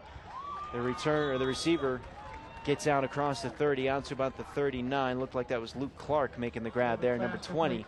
It's goes down as a gain of 16, 1st and 10. The sophomore Carlos Gavaz on the coverage. Was that middle linebacker help that's been dropping back all night? Needed it right there. 4 receivers. Coleman throws once again. He's got a receiver caught. Huge hit! And the ball's out! Eagles diving on top of it. 3 Eagle players down. Only 1 Merritt Island player, and the Merritt Island player was able to save it. The receiver was Trent Taylor. He took a huge pop, and the ball came flying out, but they're still going to count the reception. It's an 8-yard grab out to the 47-yard line. Coleman throws sideline, caught, 1st down. Batch is out of bounds at about the 42 of Centennial. Yeah, this prevent of Centennial's put him in a rough situation, making it too easy. Pitch, catch, get out of bounds. Clock's not giving me any help over there. Too much time to go to prevent defense. It's still got under a minute to go here in this first half. There are 39 seconds remaining in the half. 39 seconds remaining in the half. There's a scoreboard issue here where once you get under a minute, it makes it look like everything's under 20 seconds. So we have to wait for the PA announcer to announce what time it actually is. 39 seconds remaining on the clock, and we got a timeout down on the field. The ball is spotted at Centennial's 42-yard line. That was an 8-yard catch on that last play. And I'll tell you what, Coleman has the arm that he can reach the end zone from here. So he's going to step back to that 50, and he can launch 3 up right now. Possibly 4. And it's interesting, you don't see too many teams that have 2 quarterbacks do it successfully like Merritt Island's been able to do here, but you got Coleman, who's clearly the passing quarterback. Henderson clearly likes to rush with the football.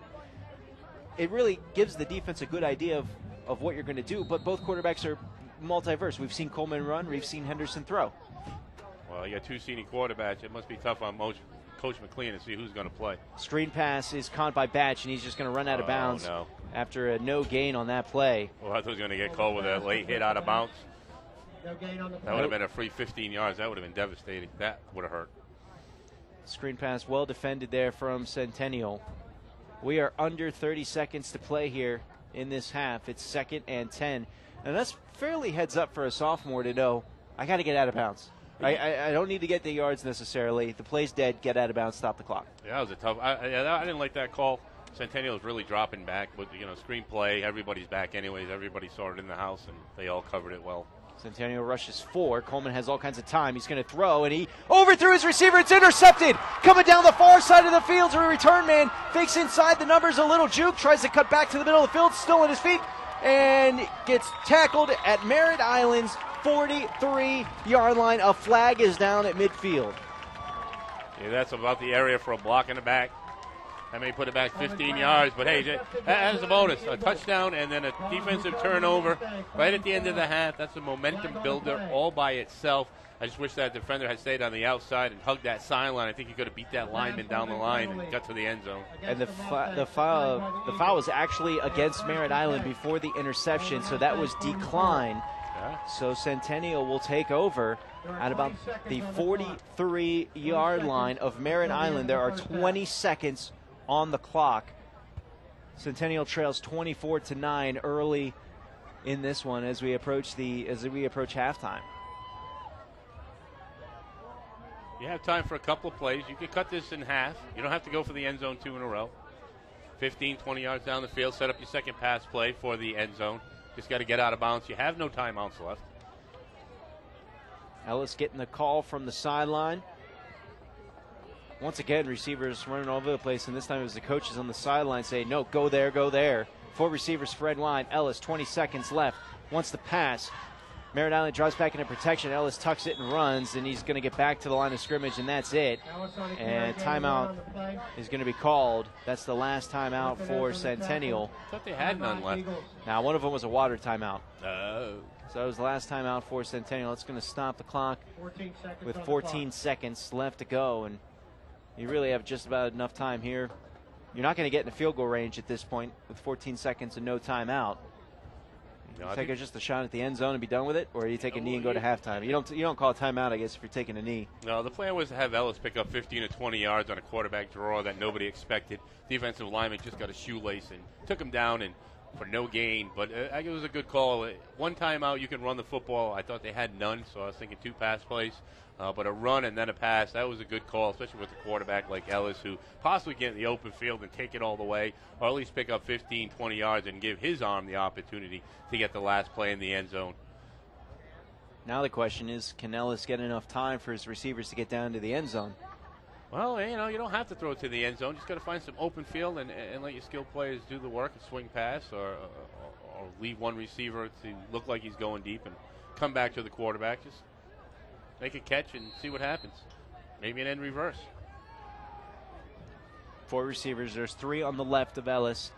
Ball is at the 43-yard line. 14 seconds left to go in the half. Ellis is going to roll out to his left, and he's going to throw short. It is caught, and down out of bounds is the receiver, number 2. That is Ben Tippy, and that stops the clock with 7.7 seconds left to go. So they did go short, pick up just a couple more yards as he gets a gain of about 13. The ball is at the 29-yard line. I think the Centennial got a break there. Looked like his knee hit before he rolled out, but that's what I thought too. Ellis will get the call from the sideline, and once Centennial lines up, Coach McLean from Merritt Island is going to call a timeout. 7 seconds remaining in this one, 7.7 in the half. Ball's at the 29-yard line now. Do you do another short pass, try to pick up some yards, or that last one, which went for 14 yards, ate up 7 seconds. There's about 7 seconds left. You wouldn't be able to do the rollout. You would have to just hope you're just set from where you are, throw it 5 or 6 yards down the field. But from here, a quarterback can reach. So I take the shot at the end zone with 7 seconds left. If it's incomplete, you might get another shot at it. So with first down, you might get 2 pass plays. Centennial's offense back out there. They're ready to go. Merritt Island's defense just now breaking the huddle. They're coming back on the field. They've got 2 safeties deep, standing at about the 15-yard line. 4 receivers are spread wide for Ellis. Bradshaw standing to his left. Ellis back to pass. He's got time, and he's going to float one to the end zone. It's one-on-one, far side, and the receiver fell down, but it's out of bounds. Nope. They're going to rule that uncatchable. Yeah. And there's 2.1 ticks remaining, so we're going to get one more lob towards the end zone to close out this half. Yeah, see, even though he threw it to the end zone, he still had time. He just didn't have the time to roll out and throw to the receiver and get one more play off. Good call, go to high in the corner. Either the receiver gets it or it's a penalty, but just a little bit too deep by the quarterback, Ellis. And he had a lot of height on that ball. It took a long time to come down. They're going to actually look like they're going to line up for a field goal here. This is a 45-yard field goal attempt. And the kick, it's got the distance. I think it's wide. Yeah, and wide left. Wide left. So a 35-yard field goal attempt was no good. And that is going to bring us to halftime. Merritt Island leads at 24-9. We'll take a break. We'll be back with the Stimmels halftime show and see if we can catch up with the Centennial Athletic Director, one Mr. John Messina, when we come back. You're listening to the high school football game of the week on the Treasure Coast Sports Net. Mike Thomas alongside Eric Dober. We have Athletic Director here for Centennial High School, Mr. John Messina. John, thanks for joining us up here in the Stimmels halftime show. It was a back-and-forth first half. I thought the defense played pretty well for Centennial in this one. Really just a couple of big plays. The key was third down, I felt. You just couldn't get off the field on third down. That's been a problem most of the year. We've been stopping them on first and second down, but Merritt Island made the big third down plays, like Kathleen when we played them a few weeks ago, did the same thing. But I don't know, I was very happy the way we played that second quarter, and if we could have punched it in at the end of the second quarter, it could be a different game right now. 2 turnovers for both teams. Both of Merritt Island's turnovers came at the end of the first half. You could tell right away that the muffed punt for Merritt Island that gave Centennial the football at the 15-yard line was just a huge momentum boost, because right before that, the offensive series for Centennial was kind of disastrous. You got down to into Merritt Island territory, and then all of a sudden a bunch of penalties and negative plays brought you all the way back deep into Eagles territory. You know, I thought, and I think you guys feel the same way, we ran the ball very well, especially right up the middle. And, you know, like I said, we got to stick to our game plan, and maybe we can make a few stops and come right back and hold them in the second half. Ellis has been phenomenal. There's been huge running lanes right up the middle. He seems to be everywhere. Yeah. How is it to have a quarterback of his caliber on the sidelines? Well, I think more than a quarterback of his caliber, he's just a great representative and a role model of what we want out of St. Lucie West Centennial athletes. He's just a super young man, and he's just been great. So what else is going on here at Centennial? I know we got more sports than just football going on. We have a lot going on. First of all, I think we have our band starting right out there right now for halftime, and they have done a great job. We have a new band director, Miss Emily Folger, and she has done a wonderful job with the band.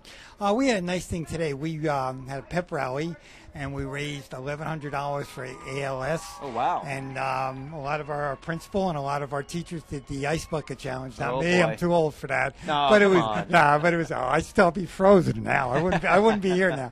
But it was just a really nice thing that we did have at a pep rally for the school.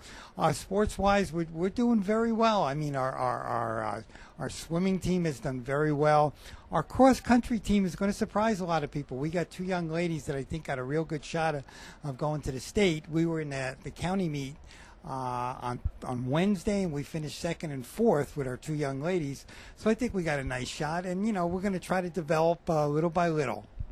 Well, what do you want to see out of the second half here in this game against Merritt Island? I think, first of all, we have to stop them. They get the ball back first, if I'm not mistaken. We got to stop them, and I think if we stop them, and you know, still we're within a 2-score radius here, we just got to come down and do our game plan, you know, and come down, drive the ball, you know, work some plays, come down and score, and then we got to hold them. But that's the key. I think that the whole key to the ball game is going to be their first drive in the third quarter. Well, we'll have it for you here on the Treasure Coast Sportsnet. Thank you, Athletic Director here at Centennial High School, Mr. John Messina. We'll take a break. We'll be back with more of the Stimmels halftime show here on the Treasure Coast Sportsnet. Thank you very much for having us, the School Board Network, and you guys are always terrific. Thank you very much. Thank you. They got into Merritt Island territory, but then a bunch of negative plays, penalties, sacks, negative runs, brought them all the way back to their 38-yard line, had to result in a punt, but that's when things changed for Centennial. Merritt Island muffed the punt. Centennial was able to recover. They scored a touchdown 3 plays later to make it 24-9. And then once again, when Merritt Island was driving with the quarter coming to a close, an overthrown pass from Coleman, the quarterback for Merritt Island, was intercepted by Centennial. Gave him a shot to get points at the end of the half. Came up empty-handed, but they went for a 45-yard field goal. You don't see that in high school too often, and he had the distance. It just wasn't straight enough. Yeah, hooked it a little left. They would have made it over straight down the center. It was a tough spot. They weren't setting up for the field goal, so they didn't bring it to the middle of the field. But I like the way the Centennial Eagles battled in the second quarter.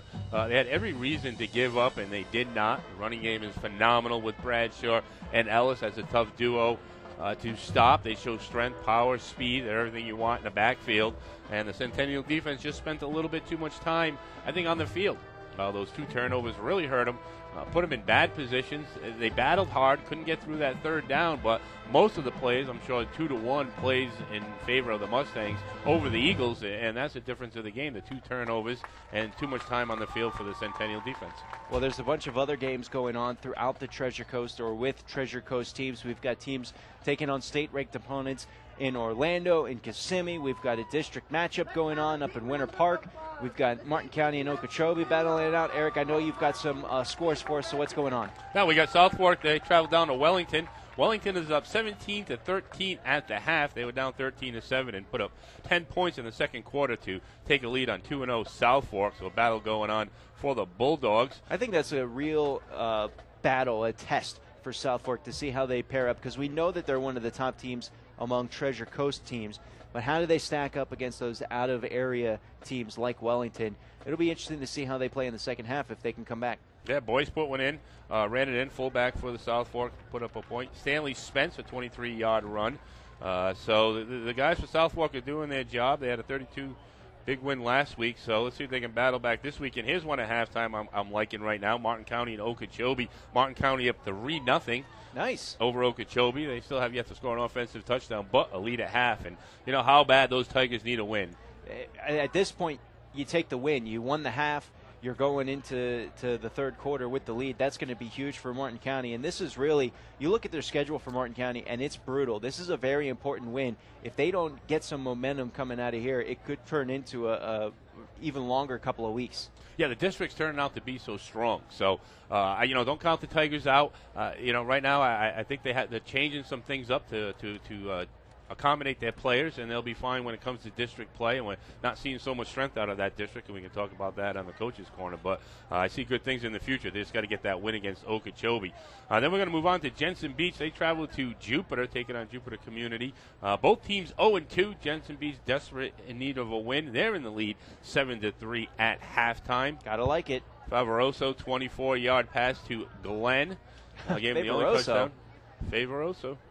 Chris Favoroso, 24-yard pass. From there we go. Cade Glenn. My bad. I read it backwards. Dyslexic. John Carroll and Trinity Prep. Both teams 2-0. Interesting scenario at halftime. Trinity Prep up 14-2. John Carroll with an early 2-0 lead on a safety. 8:51 into the game on a penalty. That's another big game for John Carroll up there. They lost their star running back, Daryl Norwood, he had a broken bone in his leg from last week's game, and he's going to be gone for a couple weeks. He was a huge part of that offense. Jordan Watkins is the quarterback up there. Now it's almost that the entire offense rests in his hands. You got a district matchup. It's a lot of stuff working against them, but they've got the offense where you can never really count them out. Oh, no, you can never. And quarterback Jordan Watkins, he only needs 96 yards to become the school's all-time leading passer going into this game. So congratulations to you, Watkins. I'm sure you'll surpass that by 1,000 yards before this season's over. We got Vero Beach. They're hosting Lake Minneola. Lake Minneola, a very good football team. Vero Beach scoring 20 in the first, and they go into halftime 20-14. McGriff with a kickoff return for a touchdown. McGriff again with a 5-yard run. And here's a shocker. McGriff, a 1-yard pass from Stanley. That's like 10 touchdowns already on the season for that young man. Imagine what could have happened if McGriff was healthy last year and he had another year experience under his belt. I mean, he's just been taken over. He's been probably the best player on the area. He's talented. He's a good player. He's a running back playing wide receiver. And in Vero Beach, that's how you do it. You catch the ball, and it's all about the yards after catch, and great offensive line, and another good quarterback there. And they're trying to break that top 10, and I think they're going to make it if they keep this up. They put on a good win tonight against this team, and I think they may be in the top 10 this week. Just my thoughts. Well, keeping it here at Centennial South County Stadium, we've got some stats coming up. We'll take a break. We'll be back with more of the Stimmels Halftime Show. We'll break down the first half and preview what we expect to see in the second half. You're listening to the High School Football Game of the Week on the Treasure Coast Sports Net. Welcome back to South County Stadium. Mike Thomas alongside Eric Dober. 24-9 is your halftime score. Merritt Island, the fourth-ranked team in Class 5A, on top of the Centennial Eagles. Centennial not just looking for their first win of the season, looking for their first win all-time against Merritt Island. Merritt Island leads that all-time series 6-0. It's been a fun first half. Before we get to some of the stats, Eric, you've got one more scoring update from the games from some of our Treasure Coast teams, and this is the big one. Yeah, we got Fort Pierce Central traveling out to Osceola, number 2 versus number 5. Number 2 up on top, Osceola 14-7.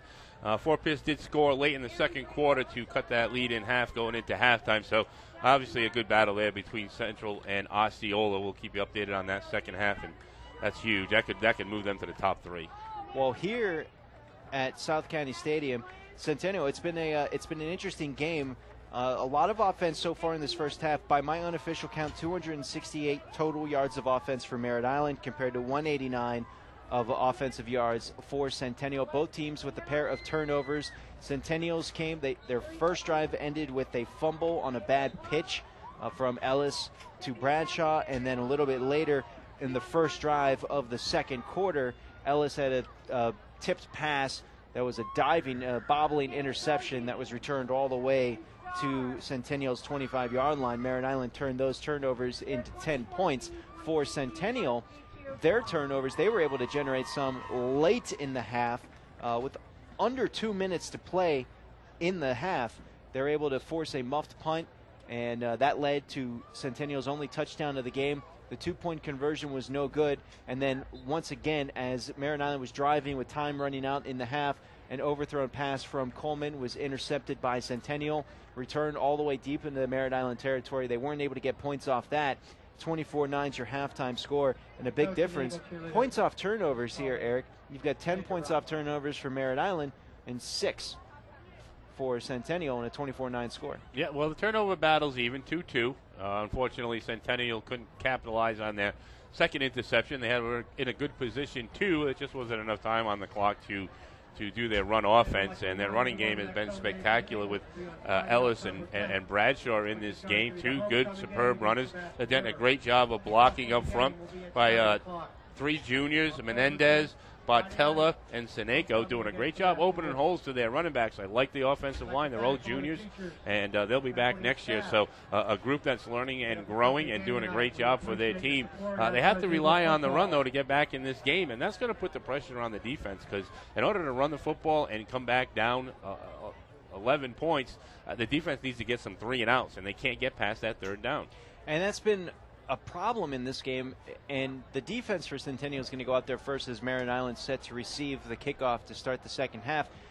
But I felt throughout this entire game, Centennial's defense has been excellent on first down, excellent on second down, can't get off the field on third down. And if you can't get off the field on third down, you're going to come up with these long drives. I mean, look at the drives that Merritt Island had. They had a 6-yard drive that ended in a field goal. That was a good third down stop. That was one of the only times they had a third down stop, the Centennial defense. But then after that, a 9-play drive, a 4-play drive that ended in a touchdown, a 6-play drive that ended in a touchdown, and then finally a turnover, a 5-play drive that ended in the interception. But for the most part, third down has been the bane of the Centennial's night. Yeah, I'm sure they addressed that at halftime. And, but I like what Merritt Island's doing on third down. They've never run the same play twice on third down. They've gone to the air, and they've gone to the running game. And the third down, some of them have been 5-yard, 6-yard plays. So, you're in a good position on third down to get that ball back, and you give up 7-8 yards, and boom, you get a fresh set of downs. That happened too many times to that Eagle defense, and then plus the 2 turnovers, putting them back on the field prematurely. They were really out there a very, very long time. So when you're out on the field more than your offense, your defense is going to get tired. You got a team like Merritt Island with a lot of athletes and a spread offense and a good running quarterback. Your defense is going to get winded. 24-9 as we start the second half. The teams are on the field. Centennial will be kicking from right to left from the 40-yard line. And it looks like we've had they were all set to go, but this clock is still ticking at under a minute to go, so we've got to pause while we reset the clock to 12 minutes. 24-9 is your halftime score. And Eric, offensively for Centennial, we've seen them have a lot of success running the football right up the middle. Have you been able to identify what the offensive line is doing to the defensive line to create those holes? It's a 5-on-4 situation, and they're winning the battles. They're pushing them back. You're seeing a good fire out by the linemen. Their heads are staying low. They're parallel to the ground. They're getting up under the shoulder pads of the defensive linemen for Merritt Island. Watch those guys go backwards. If you catch this game on TV, we got this one cable live. You can see actually the Merritt Island defense line going back 2 yards, and that's been the bonus right there. Has been the strength of the Centennial front line. There's been protecting the football is what's been killing them all year. We got a bunch of great ways. If you want to check out this game, you can listen to us live on the radio in both Martin and St. Lucie counties. In Martin County, you can check us out on WST 1450 AM, Martin County's Heritage Station. in St. Lucie County. Check us out at WPSL 1590, the talk of the Treasure Coast. And also, St. Lucie County residents, you can watch this game on your TV at home. It is the St. Lucie County Education Channel, WLX TV, broadcasting the game for us there on that channel. And we got a great one here. Now we are finally set to start the third quarter. The kick is up. It's a low kick that's going to bounce at the 19, fielded at the 10. Batch is going to run it out, and he gets hit hard at about the 19-yard line, falls forward to the 20. So a little bit of war words there between the two teams, but Merritt Island takes over from the 20-yard line, midfield, 11:53 in the third. We had good coverage on the kick, held him to the 20. Long field now for the Mustangs, and they've been getting great field position in that first half. And now a rested Centennial defense stepping on the field, a new game plan, make the adjustments, watch the slant patterns, help each other on that man-to-man coverage, especially from the linebackers. If you're not going to blitz, you need to spread out and cover some zones and help your DBs, and you should be able to shut them down. Well, Kyle Coleman threw an interception at the end of the half, and now it's Keegan Henderson out there at quarterback. He played quarterback 2 drives earlier. Both of them resulted in scoring drives, and this is a handoff, getting the ball into the hands of Ashton Taylor, the senior running back. Not much there. He's going to be stopped for a short gain as he gets out to the 21, gain of 1. Yeah, that was a great job by the outside linebacker. Could have been Harrison coming up and making that big hit, and nice job by the 4th-down lineman of Centennial, not giving up any lanes or any alleys for the running back to get through. Linebackers came up, filled the holes, and look, 1 yard. 2nd down and 9. Let's see if they can keep it that way. Well, first down's been positive for Centennial tonight, so is 2nd down. Let's see what happens here. Henderson's in an empty backfield.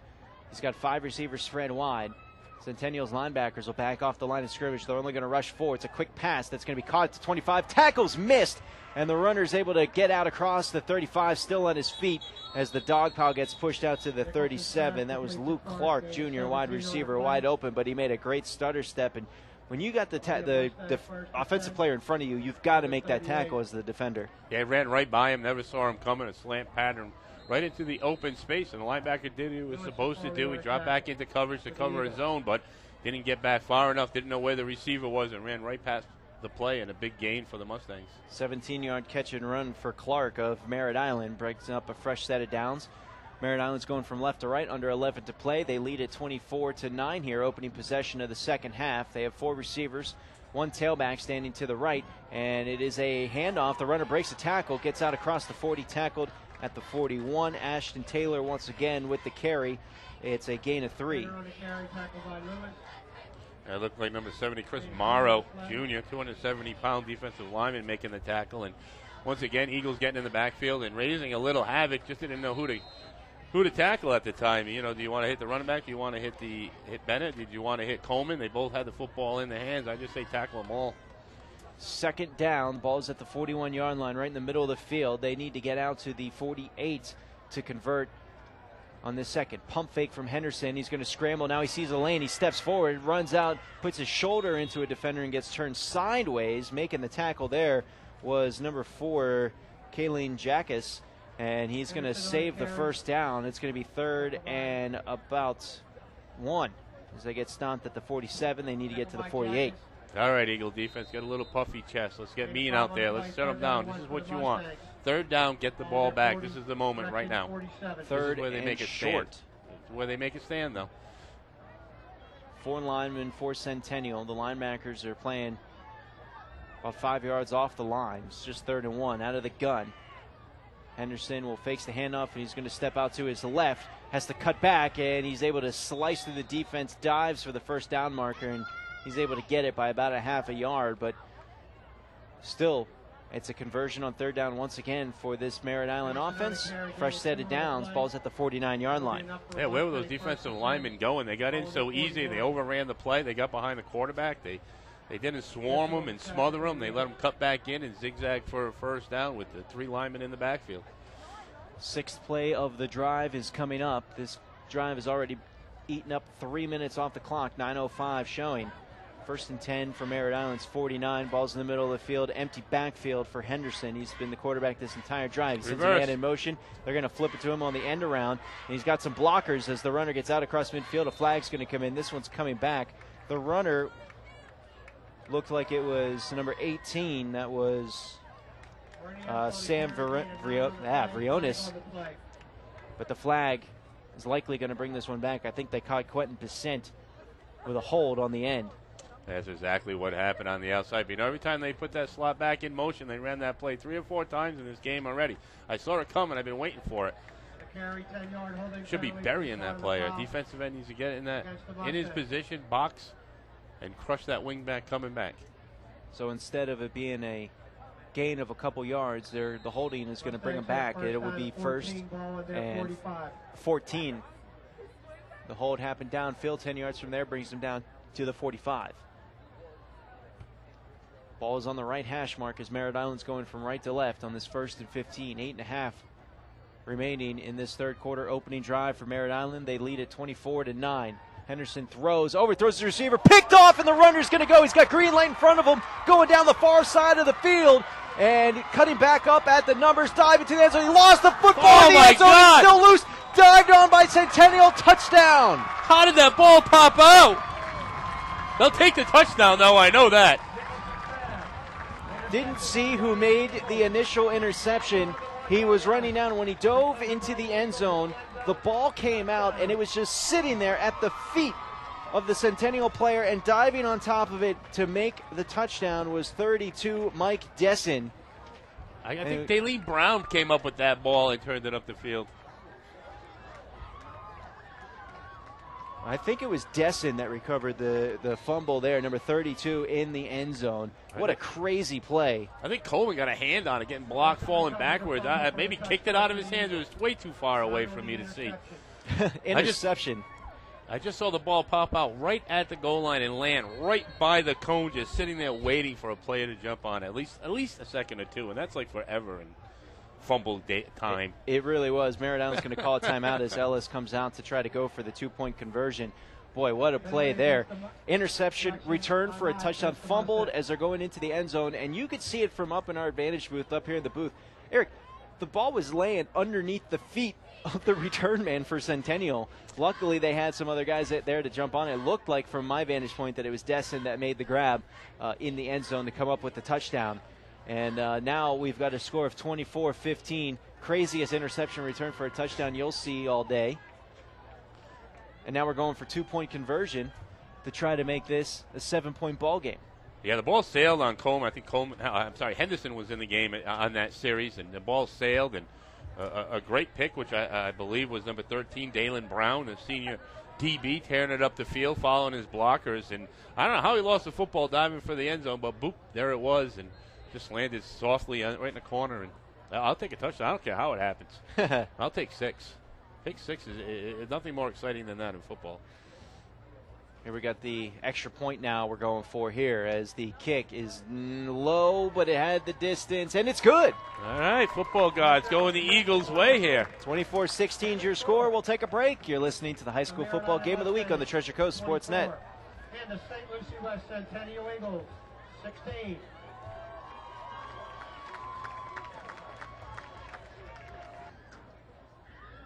Welcome back to South County Stadium. Mike Thomas alongside Eric Dober. And said it last time, I think we can definitely say it now. We've got a game, Eric. You got one, yeah. Defense coming through big late in that second quarter, carried into the third. A couple of turnovers on picks. That one going all the way back to the end zone for a touchdown, even a fumble, and players jumping, and stands are going crazy, and woo, having some fun now. 5th turnover of the game combined for both teams, 3rd of Merritt Island.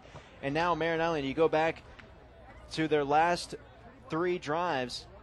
They fumbled a punt, then had a interception at the end of the last half, and an interception to start the third quarter, and suddenly it's now an 8-point ball game, 24-16. And we spoke with Centennial Athletic Director John Messina at halftime, and he said that first drive is going to tell us a lot. What did it tell us, Eric? They told us we got a football game, and that defense came around. They came out of halftime pumped up, psyched, ready to shut down the Mustangs, and a big play. Well, we have whistles and flags down on the kickoff after the touchdown. A little pushy kick. And it's an offsides, looks like, against Centennial. I don't know how the referee saw it from all the way over there. The referee is standing back at the 10-yard line, and he was the one that threw the flag and called it immediately. I don't know how he was able to see an offside, but he was waiting for it.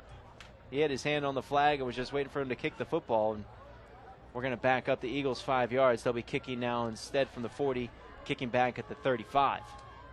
Yeah, you're right. The flag came way deep, didn't it? He's standing back at the he's got 5 yard line. He's got the white hat on, isn't he? The boss. He is the boss man.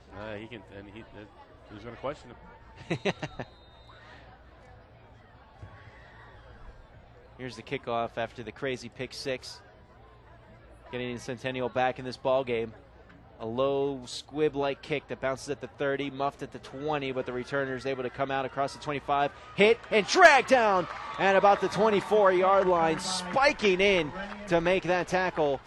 Looked like we had a trio of Eagles players there. Marco Leota, one of them, in on the tackle. Yeah, great job on that coverage, trying to take it around the outside. Couldn't get there, and once again, Centennial's kick return team has been doing an excellent job all night getting through those Mustang front core and that wall and not giving them any opportunity to pick up anything on the kickoffs. And all of a sudden now Centennial's kicking the ball off more, and we got a switch of momentum here, and we got a ball game. Merritt 8 points, 1 touchdown and 2-point conversion away from a tie. Now that doesn't give you defense something to gnaw on. Interception returned for a touchdown. Now Henderson's on the bench. Coleman's back out there in the shotgun. 2 running backs with him. 1st and 10 from the 25. And he'll hand it off. The runner gets outside the edge, out to the numbers, breaks 3 tackles, still on his feet across the 40, bounces off another tackle and dives forward out to about the 43. And we're going to get a holding call. That's coming back. A great run. The great part of the run had nothing to do with the hold, but it's coming back anyway. Yeah, that was a fantastic run. He was breaking tackles and getting to the outside, and I'm sure the defensive coordinator for the Centennials is going to put another check mark against wrapping. And I'm sure these guys are going to work on their wrapping skills, because you got to at least hold them. You don't have to make the tackle, but you got to at least hold them still and let your team finish them off. Oh, boy. It was 1st and 10. Now it's 1st and 20. Hey, that was a loss of like 30 yards. I mean, you take away the run and then minus the penalties. And big break here now for the Centennial. But now here you go. You know they're going to throw a slant pattern. You know they're going to throw the football. So you need to get into your coverage. You need to get into your zone. They're in man-to-man on the outside. Linebackers dropping into a zone. And Merritt Island really has been having a field day in the middle of the field throughout this whole game. One safety 15 yards back. Everybody else is in the box, and they're going to hand it off on the end around once again. And pushing the pile forward, still on his feet, is 34, Chris Matias. And he was able to push that pile forward, picks up most of the penalty yards, and it's going to be 2nd and 10. They have the senior line. The senior listed as a linebacker, 6 feet, 180 pounds, and he's got some strength. He just moved 3-4 players back, no problem. Not much of a gain, but he put a beating on that defense. We've seen that a little bit more from Merritt Island in this half anyway, where the runner is able to take the initial hit and then push the defender back. Didn't see that too much in the first half. 2nd and 10, ball is at the 25, off the left hash. Merritt Island going from left to right. It's another handoff. Runner cuts up the middle of the field, squeezing through defenders, and he is going to be wrapped up short of the 30, down at about the 29-yard line. That's a gain of 4. It's going to be 3rd and 6, as the runner was Bennett. Well, those 2 running plays, picking up 5 yards a clip, put them back in a 3rd down and manageable. Merritt Island having great success in the first half on 3rd down. Once again, Centennial defense needs to step up and get a stop here. They've been on the field this entire half. Some of the guys down on their knees between plays. Merritt Island's had the ball for 6 minutes, all of 6 minutes in this half, and they've been outscored 7-0. 3rd and 6. Coleman under pressure, has to roll outside. He's going to... we might see an intentional grounding there. He threw the ball. He was outside no the flag tackles. down on the field. You saw the referee. He pointed to number 34, Chris Matias. They're going to say that he had an eligible receiver, but sure looked like intentional grounding from up here, as the quarterback was under pressure, and he took 2 steps to his right and then just kind of threw the ball 2 yards in front of him. Yeah, he was definitely getting pursued by a nice job on the right side of that Centennial line, getting in the backfield and disturbing that. And the best news of all, it was a 3rd down stop. And a 3 and out for this Centennial defense that have been on the field a lot. In fact, every part of the second half. The punt is going to roll away from all Centennial players. Will be down at the 35-yard line. But this has been just about as good of a start as you could hope if you're Centennial. Your defense forces a touchdown and then forces a 3 and out. Your offense getting the football at their own 35-yard line. Some of the best starting field position they've had all night with under 6 minutes to play in the third. And it looks like we're going to have a water break timeout down on the field. We'll take a timeout up here as well. You're listening to the high school football game of the week on the Treasure Coast Sports Net.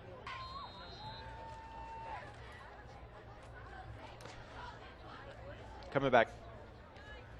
First play for Centennial in this second half, and it is a run for the quarterback, Javid Ellis. He gets out to about the 38-yard line, a gain of 3. It's 2nd and 7. And once again, going right back to the middle of that defense where they had success in the first half.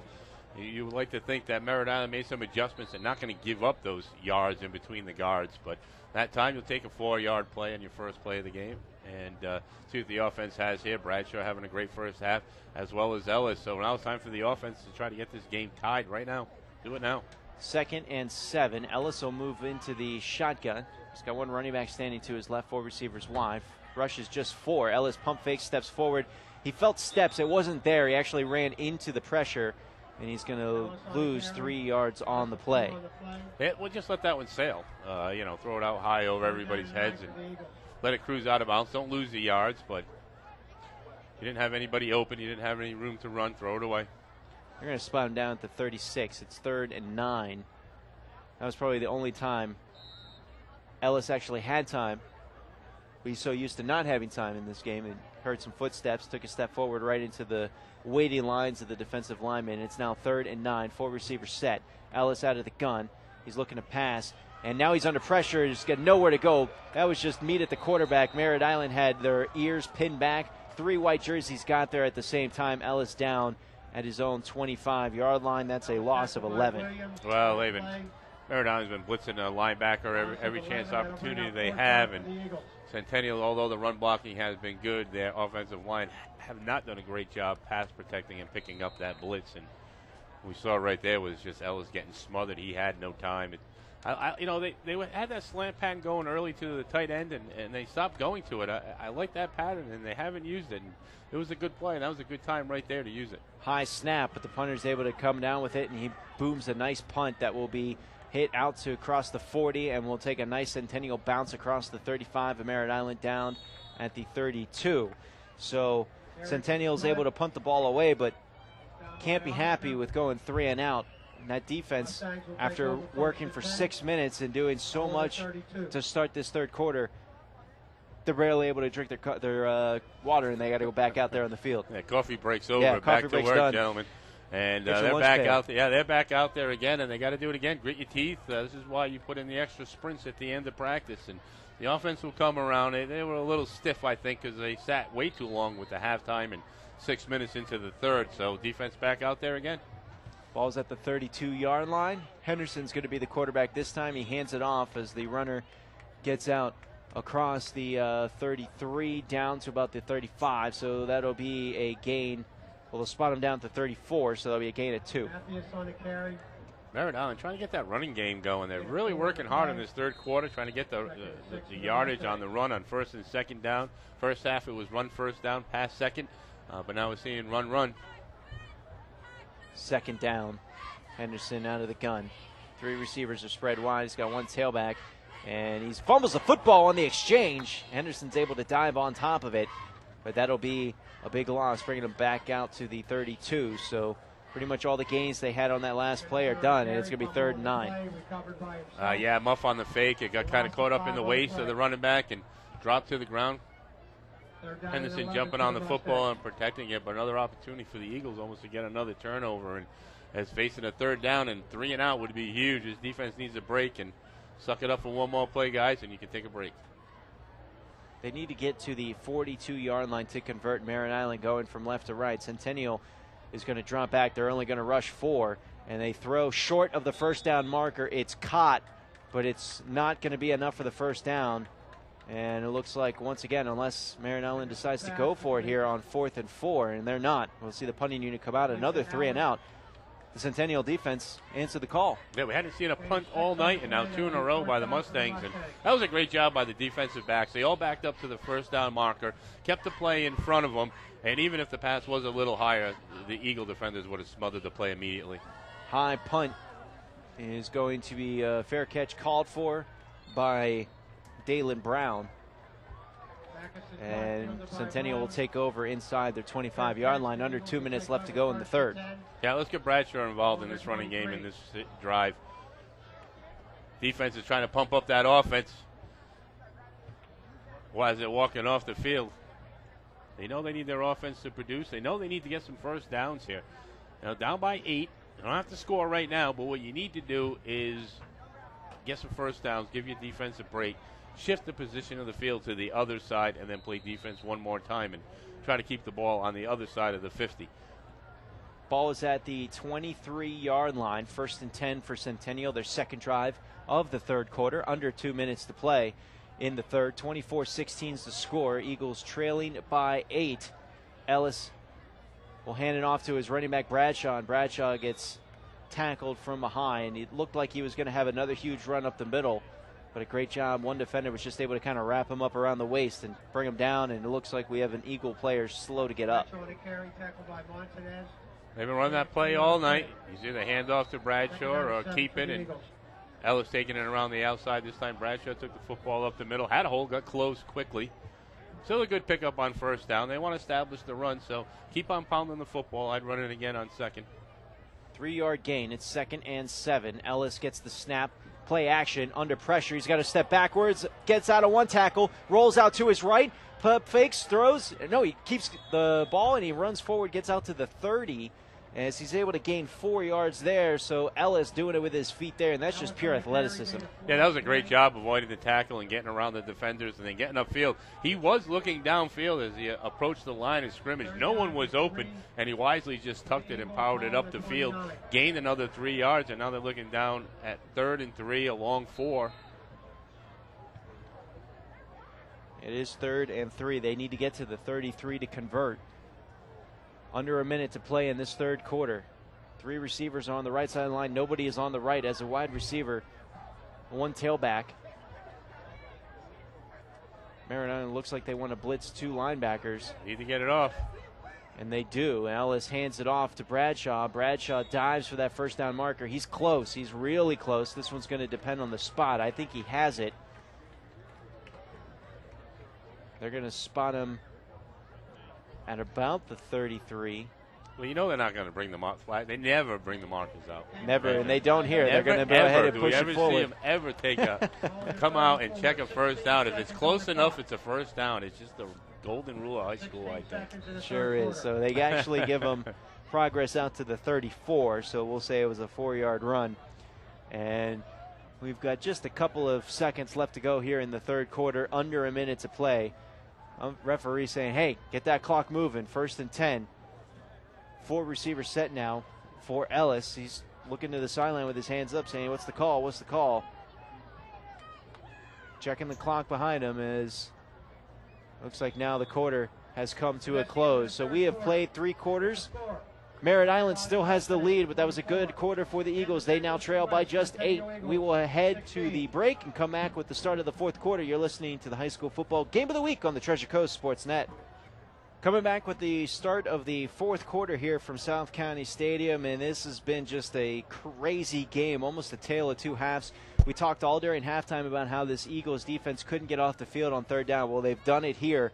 They've forced on 3 Merritt Island drives there in that third quarter. Had a pick 6 and 2 punts. Yeah, great job coming out of the halftime adjustments and finding a way to shut Merritt Island down on that third down play. They couldn't do it all the first half. Offense is on the field now. They're putting together a drive of their own, trying to get this game tied, and just 1 first down at a time. You got a whole quarter. Centennial now going from left to right. Ellis wants a pass. He's got pressure. He throws. He's got a receiver far side. Caught. Inbound. No, they're going to say he caught it out of bounds. The intended receiver must have taken a step backwards. Couldn't see where the sideline was because he was all alone. An incomplete pass is going to bring up 2nd and 10. That was a long pass. It was from the hash mark on the west side of the field over to the sideline on the east, only 2 yards up the field, and that ball floated for a long time. It was lucky a Merritt Island player didn't come up and pick that one off. Ben Tippy was the intended receiver there. It's 2nd and 10. 3 receivers on the left side of the line for Ellis. He's got a tailback. It's Bradshaw. Ellis gets the snap, puts it in the belly of Bradshaw then pulls it back out and runs off the left tackle. He bounces into 3 different defenders, but still pushes the pile forward out across the 40 down to the 41-yard line. That is a gain of 7, and it will be 3rd and short. Yeah, nice job by the quarterback, showing some power football. Turned a 3-yard gain into a nice 5-yard gain, setting up a 3rd down and 3, and a very manageable 3rd down. You can run it or you can pass it here. So it looks like it will be 3rd and 2. 3rd and 3. 4 receiver spread wide. Ellis keeps it, and he gets hit at the line, breaks the tackle, still pushes people forward. He's got the 1st down as they're going to mark him forward progress out to the 45. That was impressive. That was showing pure strength. He got hit right at the line of scrimmage, shoulder pad to shoulder pad against a defensive lineman, won that battle, managed to keep his balance and get upfield into the linebackers and then push them back for another yard to get the 1st down. That's good power by a quarterback, but he uses that 210 frame of his. That's a big quarterback, and he uses it well. 10:55 and counting here in the 4th quarter. Centennial trails 24-16.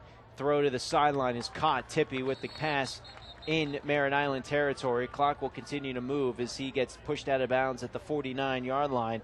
A gain of 6. It'll be 2nd and 4. Tippy, one of Ellis's favorite receivers coming into the game. He had 4 catches for 83 yards. So Tippy a big part of this offense, and now getting some of the wide receivers involved. And now it looks like the Merritt Island defense is getting a little tired for some reason. 2nd and 4. 4 receivers spread wide. Merritt Island has 5 guys crowding the line of scrimmage, and they're going to rush everybody up. But Bradshaw's just going to run left side. He gets outside the hashes, splits 2 defenders, gets outside the numbers across the 35, tackled inbounds at about the 32, 33-yard line. A great run from Bradshaw there, getting about 20 yards on the gain. That was a nice job by Bradshaw. He's got great strength, but not a great speed. He turned the corner as soon as he could, but I like that running play. They showed strong right and took the ball on the weak side and picked up big yards. That's been there all night, and I think I saw taking advantage of the weak side of this Mustang defense. They spot him at the 34. It's a gain of 15. 1st and 10. 10 minutes left to go here.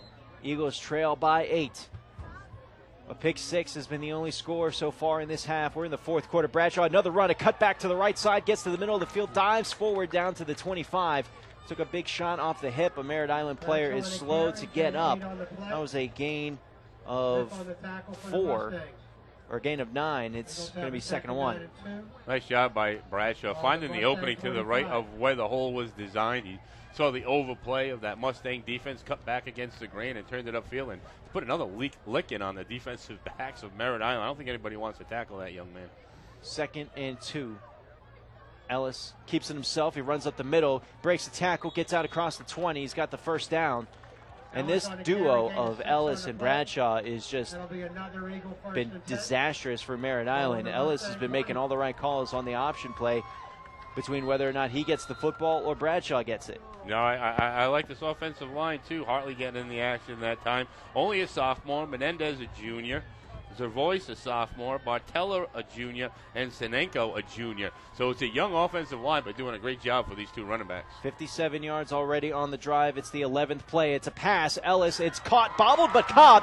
Running, diving play over the 10, down to the 5. Tackled inside is going to be Jeremiah Nelson, the senior tight end. He made a couple of catches in the 1st quarter, and he's been quiet since. And he made an electrifying play there down to the 2. Oh, I got to like that from a linebacker. 241 pounds jumping defensive backs. Oh, my God, you have to see it to believe it. He really jumped over a defensive back with that big body. Merritt Island's defense, you could tell they are tired now. This is the 12th play of the drive. Started back at the 23-yard line of Centennials, and this started with under 2 minutes to go back in the 4th quarter. Here we go, or the 3rd quarter. It's 8:30 here in the 4th. Ellis pushes the pile forward, gets close to the goal line, but it's going to be stopped short down to about the 1. Let's line up. Do it again. Don't even give Merritt Island a chance to breathe. Just get back to the line of scrimmage, snap that ball quickly, and punch it in the end zone.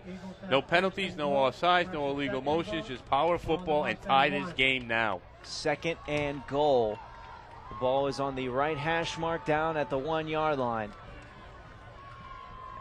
Ellis gets the call from the sideline, and he steps up. It's power formation. He's going to still be lined up like he's in the shotgun, but he's got 2 running backs back there with him and a couple tight ends on the right side of the line. He's going to run right, dives over the pile into the end zone, touchdown! Ellis with the 1-yard touchdown run.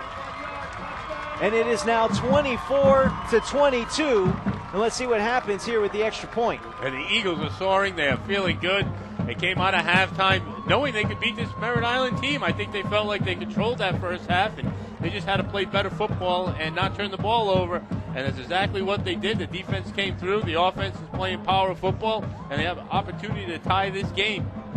And you go for the tie. 77 yards, 13 plays, 5 first downs. Javid Ellis pushing it in from the 1-yard line. 24-22. They're going for 2 to tie it.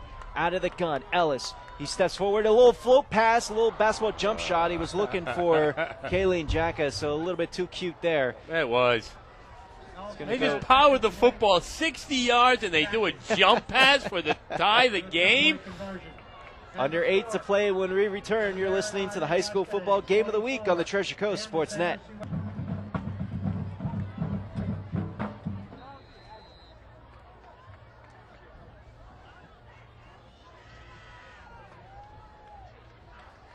Coming back.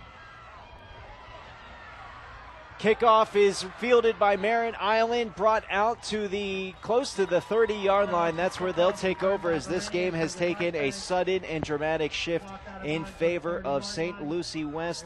A 13-play drive that went 77 yards, ended with a 1-yard touchdown run from Javid Ellis.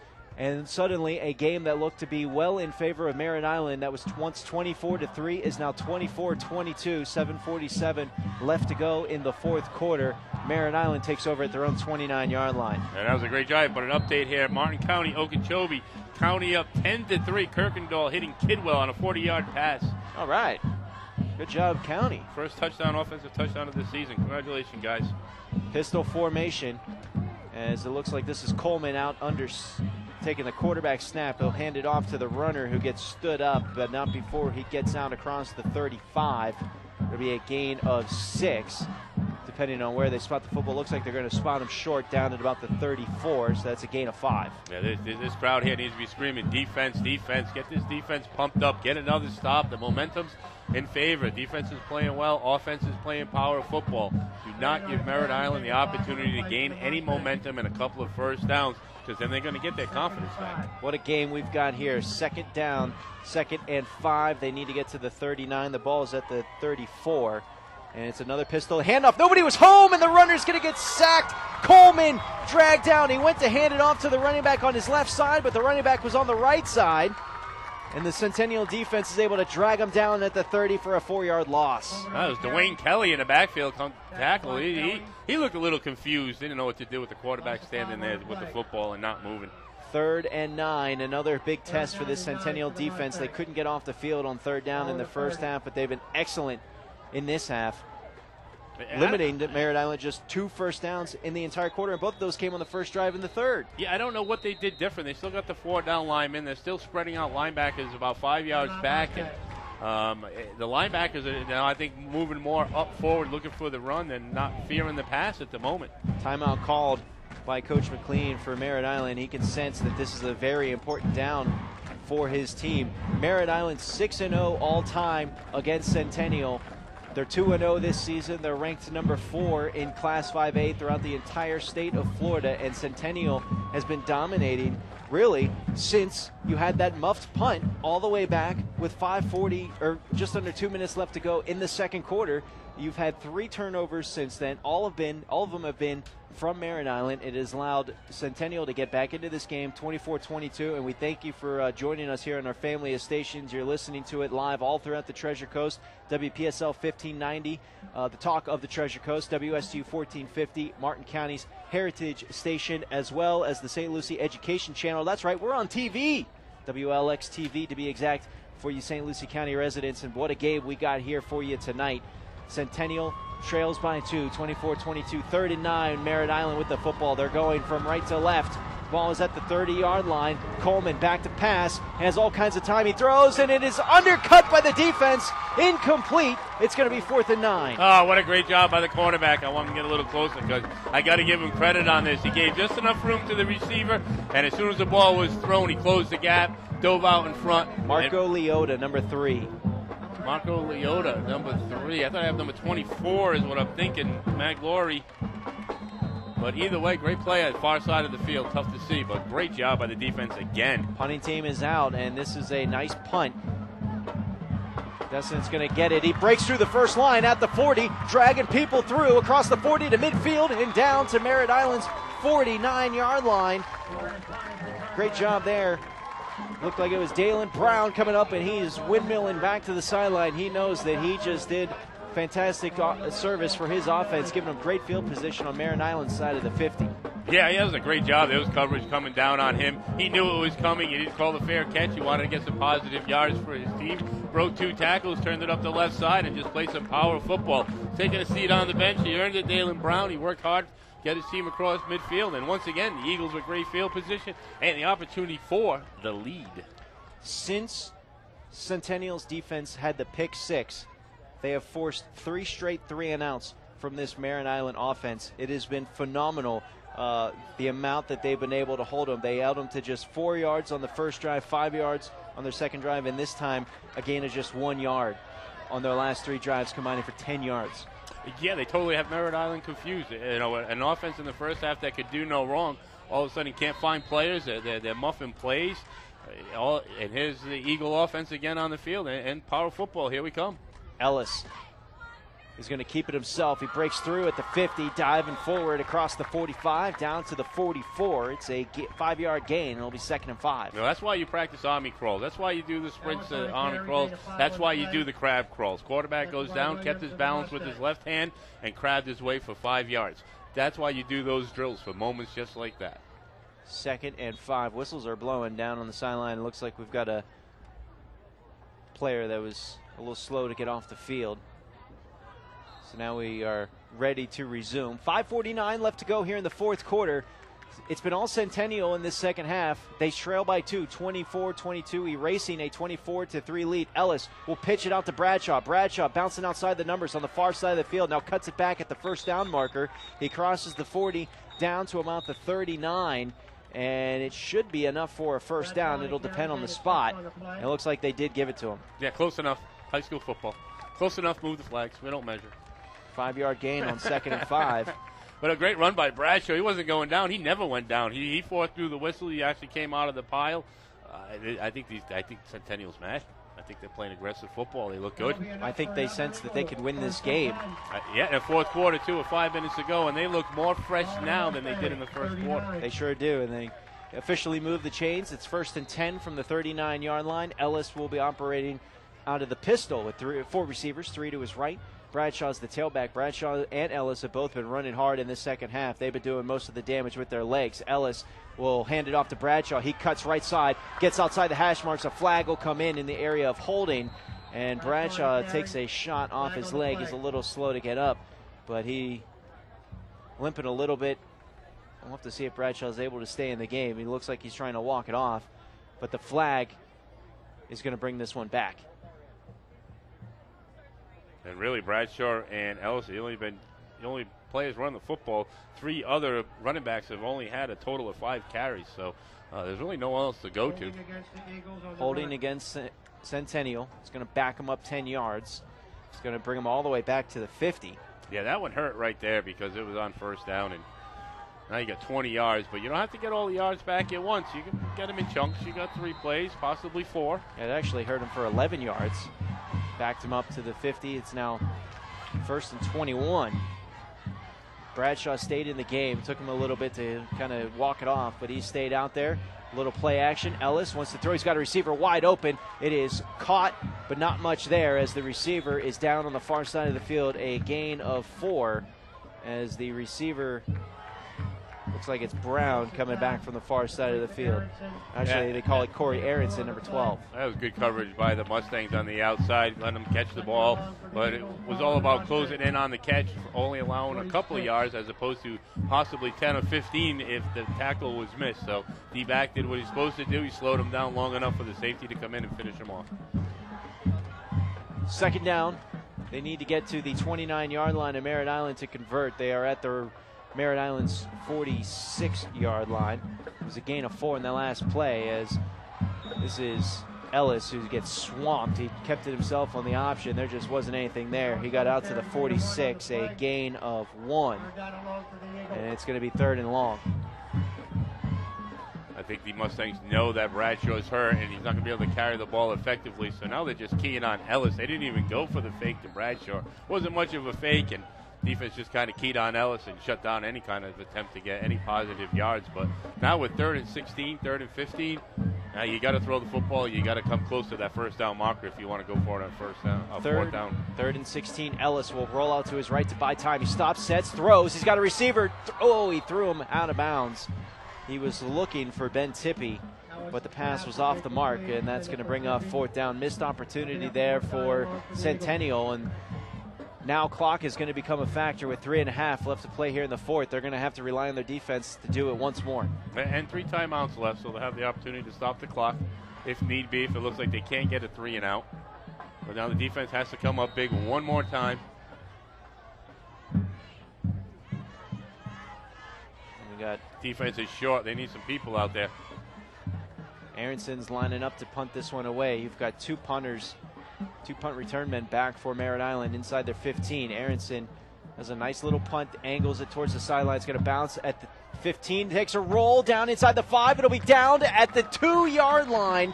Special teams joining the party here for Centennial. What a play there. Oh, what about a safety tie in this game now? Wouldn't that be amazing? You got to already add a safety here with some of our Treasure Coast teams. John Carroll getting a safety earlier in their game against Trinity Prep. Oh, that game's that's a good game there too. They're starting to score points. Are they really? Yeah. I'll take a look back. We'll see if we can get some scoring updates for you here, but we got a great one here. 3:16 in the 4th quarter. Merritt Island with the football and a 2-point lead. 3:16 remaining in this 4th quarter. They're pinned back at their 2-yard line. I'd be blitz. I'd be all crazy blitz right now. I don't know why. I would just want that safety so bad. If I was a defensive coordinator, I'd be like, I would offer anything to get that. I don't know. I can't offer money because I'd go to jail or lose my job, but maybe a steak dinner or something. Out of the gun. 4 rushers come in, and it looks like this is Coleman. He gets hit hard at the 4-yard line and gets pushed back. Coleman gets out. I think they'll give him forward progress out to about the 4, and then we got a timeout called by Centennial. Timeout, Eagle. They should have brought the house. I could see it right there. They would have brought the house. They would have got that safety. Quarterback was slow in catching that snap from the center because they're in the shotgun in the end zone. He bobbled it. Running backs were behind him. So you call a timeout there on second and 7 from the 5-yard line, or did you have different personnel out there maybe, or a different play call to try to get that safety? You're thinking stop. You want to, you gonna want time on the clock, so you got to waste one here. At least one for your defense to give you more time for your offense. Okay. You got to save one for the offense to get the ball back down the field. You can go 2 on defense, but you can't waste all 3 on defense. That would be too hard. But right here with a good stop on first, stop the clock, get another good stop. Yeah, you might get the ball back with 2 minutes left. So, in 2 minutes you can do some damage. Unfortunately, the Eagles' passing game hasn't been as on as you'd like it to be, down by 2. But the running game's been strong, and we're waiting for that big bust play.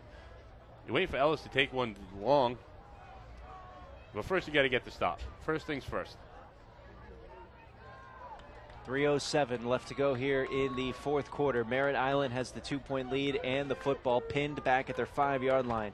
Coleman standing at the goal line in the shotgun, gets the snap, keeps it himself. He steps forward and puts his shoulder down. He's going to be tackled after a short game. The Eagles defensive line coming up pumped up on that one. Turning towards the crowd here, trying to get some more noise. It's going to be 3rd and long here as the ball is down at the 7.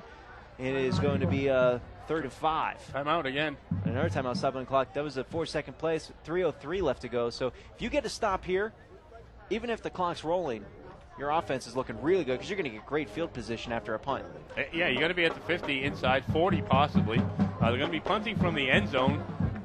They snap one through the goalpost. I'll take 2 that way too. There's a lot of ways to get 2 points in this game, especially when you're when you're that deep. But the important thing is the clock's hardly any time ticked off the clock. 2 running plays by Merritt Island. Obviously, they're not going to throw the football. They don't have the confidence in their offense right now. Here are the drive results by the half for Merritt Island. In the first half, field goal, touchdown, touchdown, touchdown, interception. Second half, interception, punt, punt, punt. And we're looking for another punt right here. I don't think they have the guts to try to throw out of the end zone. They could, though. I mean, it's 3rd down. They're going to punt it away anyways. They have a long way to go for the first. Well, 5 yards. Well, God forbid another errant throw and another pick. They already got 2 picks in the game, the Eagles. They had 268 yards in the first half, under 50 here in this second half. We're looking at 42. Here we go. 3rd and 5. It's a running play. The runner tries to stretch it to the sideline. He gets across the 10, and he gets pushed out of bounds at the 11. It looks like he's going to be a yard short of the first down. They're going to put him out. He needed to get to the 12. He is down at the 11. It is 4th and 1. And went out of bounds. So that was huge. The clock stops with 2:58, and now you're Merritt Island. You can't risk going for it here inside your own 10-yard line. You've got to bring out the punting unit. So the defense did its job and then some. They're going to be getting some great field position here. Oh, it was a great job pushing them out of bounds. They stopped the clock, 2 timeouts and an out of bounds. We wasted 30 seconds on 3 plays. That is the 4th straight 3 and out for this Merritt Island offense. Fair catch called for and received. And late whistle from the officials. Dalen Brown called fair catch, caught the ball, never heard a whistle, called fair catch again, and then started taking off running. Now the Merritt Island players are asking for a penalty, but that was a late whistle. Yeah. I mean, he did the right thing, Brown. He wasn't going to stand there and get tackled. There was no whistle. So he just trying to avoid getting tackled. If you're going to let me run, let me run. You play until the whistle blows. That's what you're taught when you're a tiny mite, all the way up into high school, college, pro. Play until the whistle blows. The ball is at midfield for Centennial. They are down by 2 with 2:52 left to go in the game. It doesn't get any better than this, Eric. No, it doesn't. And there's plenty of time on the clock, and they can run the football. A short field. You keep on waiting for Ellis to break one. He's come close a few times in this game. Bradshaw's a little banged up. Hopefully he got some rest on the sideline during that defensive stand. He's walking a little gingerly out there, but he is on the field. And, same formation by Centennial. Who is it, Bradshaw, or is it going to be Ellis? 4 down linemen for Merritt Island. Ellis wants to pass. He's got time. Steps up in the pocket, under pressure, throws, and that one is incomplete. Strange call on the first play of the drive there. I thought they just should have came out, played their game. I don't know why the clock's still running. Incomplete pass. Should have stopped. Now the officials are going to come in and ask them to stop the clock. Yeah, but that was like 6 seconds later. Bang on that door. I thought we were here in St. Lucie tonight. Stop the clock. It is the hometown clock operators there. 2nd and 10. Ball's at midfield. Jeez. And that was probably the heads-up choice from Ellis. Now they're asking him to reset the clock and put a couple seconds back up on the board. The referee signaling back up here to the press box. 244 from 233, so they're going to put another 11 back on. Yeah, we'll see. 240. They went to 243, and that was heads up by Ellis. The play wasn't there. Don't run it. Just take an incomplete pass. Stop the clock. 2nd and 10 from midfield on the right hash. Centennial back to pass. Ellis steps up. Under pressure, breaks away from throws it. It is caught at the 40. It's a 1st down. The clock will stop momentarily. At least momentarily. It was Tippy with the grab. He advanced down to the 39-yard line, a gain of 11. That was a great catch by Tippy, too. He was under pressure. He broke free just enough to get the 1st down, too. He caught it 1 yard short of the first down and found a way to fight for that extra yard. So Tippy coming alive here in the second, making some big plays. Final score out of Okeechobee. Martin County wins it 10-3 out there. We're looking like we're heading towards an exciting finish here. 2:25 and counting. Centennial down by 2 and driving. Ellis throws. He's got a receiver caught at the sideline. And they're going to say he was out of bounds. And once again, I couldn't see the play too well, but I thought he might have got pushed out. I thought he did too. Tippy making another grab on the sideline. Couldn't keep his feet in. Incomplete, brings up 2nd and 10. You know, you got time. That first down you can run, second down throw. You just got to have 2 plays called and hustle back to the line of scrimmage. But looks like that Centennial's going to try to win this game with the pass. 2nd and 10, 2:19. Clock is stopped. Merritt Island, the 4th-ranked team in Class 5A, had a 24 lead at one point. They're now trying to hold on desperately. And it's a throw over the middle, almost intercepted, and then almost a great diving grab by the receiver. But that incomplete pass brings up 3rd and 10. Now, they attempted a 45-yard field goal, remember, at the end of the half, and the kicker had the distance. It just wasn't straight. So True. You don't need to get a touchdown here to win the game. A field goal could win it. I still think this at is this a 50 point, now. Yeah, you're not going to kick it from here. 55. I think you're still in 2-down territory at this point. But if you can get one more first down, you don't have to play for the touchdown. You can play for the field goal to win. No, 3rd and 10 though. You know they're going to have to pass it again, and completions are tough to come by. Ellis has Wide time, open. throws wide open, caught on the far side of the field. First down and more as the receiver dives forward to the 25. They're in field goal range now with 2 minutes left to go. See, was that Tippy who made the catch? I'm trying to set down my quarterback vibes to Ellis here. I'm watching the plays with him. I'm seeing open guys, and that was a good call. There was a 3rd receiver he looked at. He looked 1, 2, checked down to 3, wide open on the far side of the field. Great job by Ellis. Good job making that pass play. He hasn't been connected on too many passes, but hit the big one there. I think it was Corey Aronson who made the grab on the far side. Fresh set of downs with under 2 to play. Ball is at the 25 of Merritt Island. Ellis out of the gun. 4 receivers spread wide. Gets a snap. Pitches it out to Bradshaw. Bradshaw's got blockers. He's going to the end zone. Bradshaw. Oh, he gets pushed out of bounds at the 1-yard line. Where did that guy come from? I didn't even see him. Centennial thought they had a touchdown. Now the coaches are going back there and trying to get everybody back in. They're marked him out at the 4-yard line. Well, that's not a bad thing now. Let's stop and think, Coach. Because now you got a lot of time on the clock. You got 4 plays to go 1 yard. That was a 21-yard run for Bradshaw. I know you always say take the points, but do you milk a little clock maybe? Well, you certainly have at least 3 runs here. 4. You got to kick a field goal. Here's Ellis. He's going to walk in. Flags are down. That good. was devastating. That's going to push it back and make it a little more interesting now. Minute 40 left to go. It is a false start on Centennial. It's going to back them up 5 yards. It was first and goal. Penalty-free second half, and that one. They had a penalty on this drive that they battled back from, but penalties killing them. This drive started at midfield after an incomplete pass. They threw it. Had an 11-yard gain for a first down. Another incomplete, then a completed catch down to the 25. And then a big run from Bradshaw down to the 4. False start brings it back out to the 9. It's first and goal. Ellis hands it off to Bradshaw. He's got room. He walks right into the end zone. Touchdown. Centennial takes the lead. 1:35 remaining here in the 4th quarter. They are on top of the fourth team in Class 5A, 26-24, pending the extra point. Give it to the 6 foot, 195-pound junior. Been playing hard all game. Everybody's keying Ellis for the big play.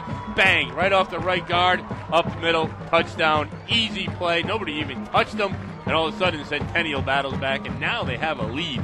You've got to go for the extra point here, don't you think? Get that, but they're going to line up for 2. They're going to line for 2. Well, No, you go for 1. You go for 1. You make it to the field goal ties, but if you're not confident in your field goal kicker, you go for 2, and you at least try to get him to go downfield and score a touchdown. Ellis tries to step forward, lanes for the end zone. He's in. Ellis is in for the 2-point conversion, and Centennial is up 20.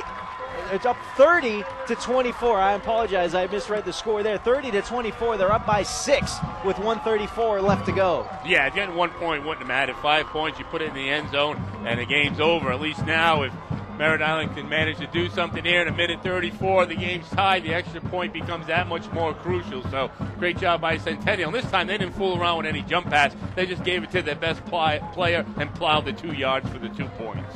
Bradshaw with the 9-yard touchdown run. Ellis, the 2-point conversion. Centennial, their first lead of the night over Merritt Island, 30-24. Merritt Island's back to receive this kickoff. And now, Eric, your defense for Centennial has been playing great. They've got to make a stop here. Oh, well, without a doubt. The defense got them back in the game. Defense did their job. Offense made it hard for them in the first half of the game. Second half, the defense made it easier for the offense. Great job. Not over yet, though. Still a minute 34. All the timeouts,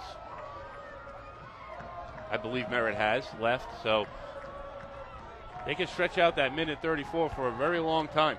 The coverage has been excellent for Centennial. That needs to keep up right here. They haven't given any Mustang players the opportunity to bring it out past the 20 yet in this game.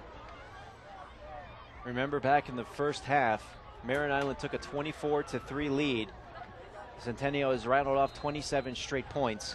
Kicking it off here, a minute 34 showing on the clock. They have a 6-point lead, 30-24. The kick is up. It'll be fielded at the 10. Coming out, turning the corner on the far side, getting out across the 30. Dangerous return there, but Jim Batch has been having some good returns all night for Merritt Island. They'll take over, trailing for the first time in this game by 6. They need a touchdown to win and keep their undefeated season going. They'll take over at the 31. Nice defense now. Defense has won this, put their team in a great position to win this game, and now here's the opportunity to close it out. Let's go, Eagle fans. Let's make this place crazy. Let's make it jump. It's been 49 yards, the total yards gained by Merritt Island in this half. They need to go 70 to win this ball game in a minute and a half. That's a quick throw. It is caught at the 35, wrapped up and tackled at about the 38, a gain of 7, second down. Clock continues to tick. And right now the Eagles putting 2 players deep, 2 deep safeties. They're not going to give up the cheap one. They're dropping 4 linebackers back deep. They're going to let them get the catches. They're going to try to wind this clock down. Interesting move. Henderson's the quarterback here. We've seen Coleman throw in most of the footballs tonight. It's another throw to the sideline caught by Batch as he falls down out of bounds. He's going to have the first down, and it'll stop the clock. So fresh set of downs. Only momentary, though. It's not like going out of bounds. Oh, I think he did go out of bounds. I think he caught it and fell out. He did? I thought he hit before he went out. We're going to get a sideline warning against Centennial as they have to back up. It'll be ball spotted at the 42-yard line. That was a 5-yard gain there on the pass to Batch. Merritt Island huddling up, one of the few huddles we've seen so far tonight in this game. Yeah, they have been at the thing, calling all their plays from the line of scrimmage.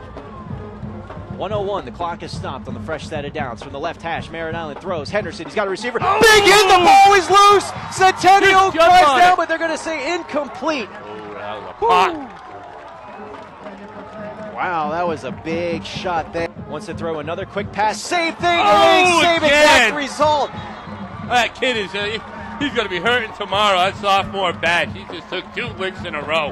His quarterback's airing them out, throwing them high, and these DBs are just timing it and crushing right through these wide receivers.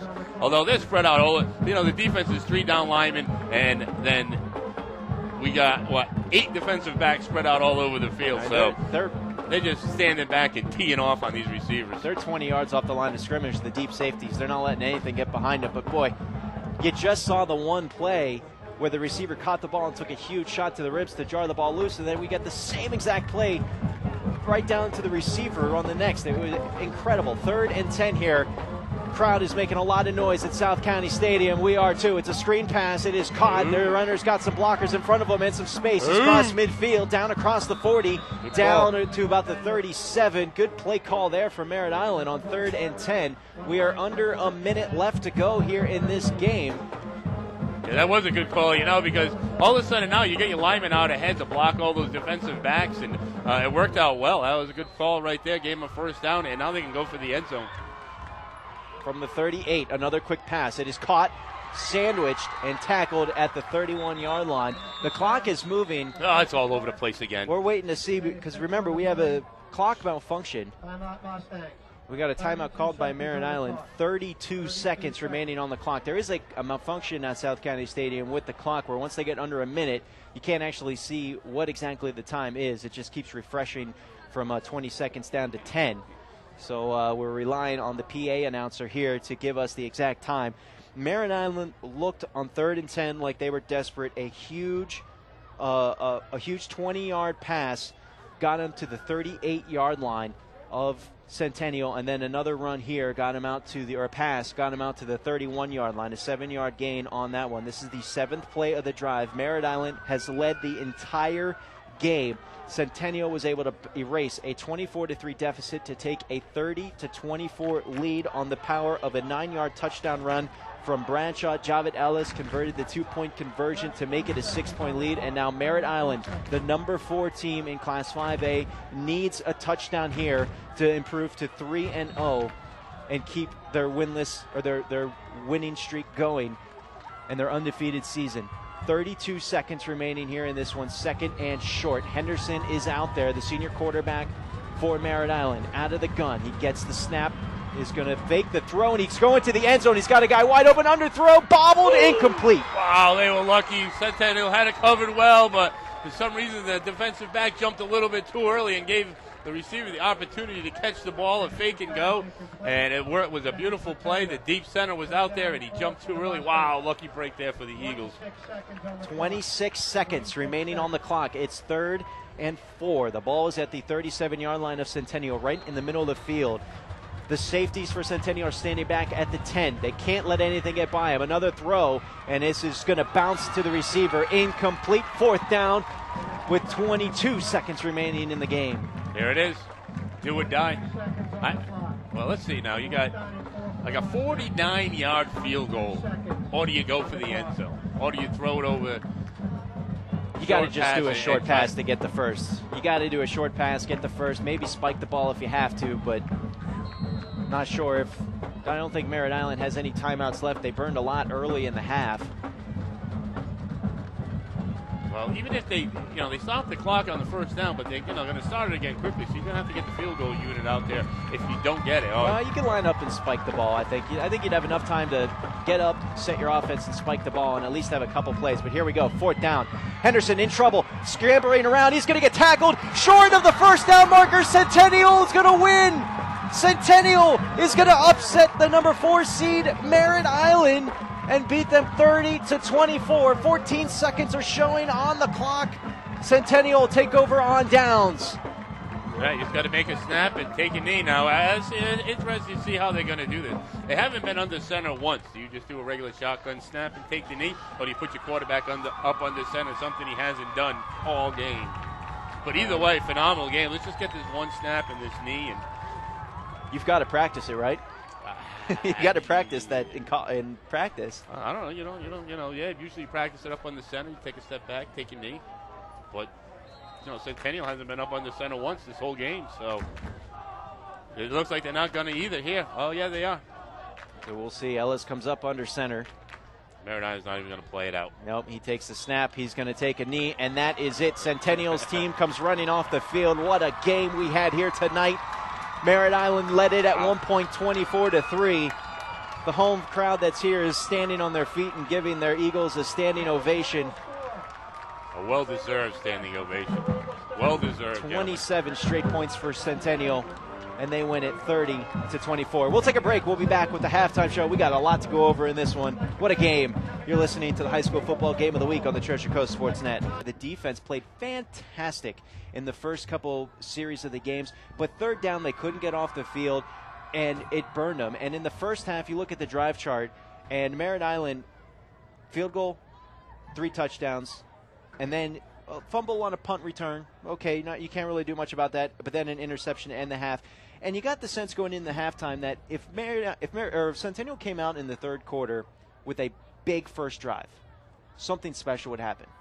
And that's exactly what we had. A pick 6 on the very first drive for Merritt Island. Centennial got right back into it, and they dominated the rest of the game. There was no Centennial or Merritt Island was able to do almost nothing the rest of the game. They had 19 yards on their next 4 drives combined before this final one, where they were able to get deep into Centennial territory, and Centennial was just playing prevent defense to not give up the touchdown. Yeah, they did a great job in the second half. But in that first half, I never thought that Centennial was really ever out of the game. 24-3, I felt like they were in the game. They played a great game. Turnovers killed them. Turnovers turned into points, and that third down killed them. They went into halftime, made some fantastic adjustments, and stopped Merritt Island on all those third down plays. All of a sudden now 3 and out to end this game.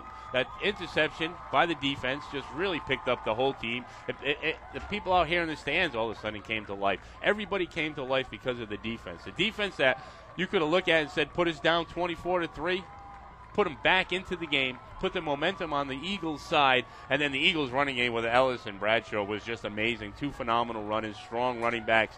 They took over the game behind a strong offensive line, dominated that Merritt Island defense, and then the defense just confused Merritt Island offense. It was a total domination in the second half by the Eagles. The defense, I don't think we can give the defense enough love for what they did in the second half. After that pick six, they forced 4 straight drives of 3 and out. And then how about on this last drive here, when Merritt Island needs to go downfield and score a touchdown, you had 2 plays in a row where the pass was completed to the receiver and a huge hit from the Centennial defender lodged the ball loose. It happened twice in a row, and it totally lit up the entire team. And it was more of a statement as to how they played that entire half, not just in that one moment. Yeah, it was just a bunch of football players. They went into the zone. They went into that football zone where you could do no wrong.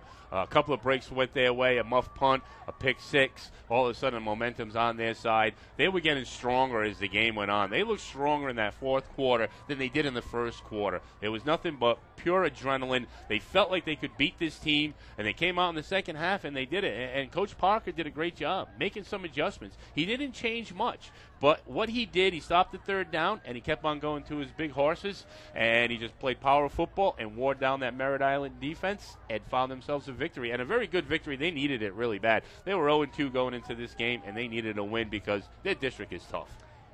The defense scored the first touchdown, and then in the fourth quarter, Ellis capped off a 13-play drive that went 77 yards with a 1-yard touchdown run. Bradshaw scored the final touchdown of the game, and then Ellis capped it off with the 2-point conversion to get you the final score of 30-24.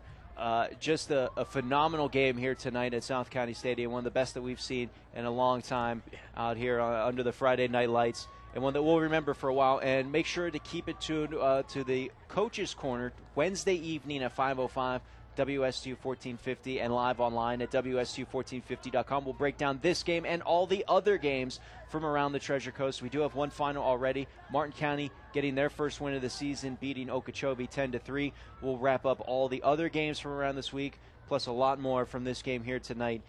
Eric, any final thoughts on tonight's action? Great football game. Eagles, great win. Centennial needed it bad.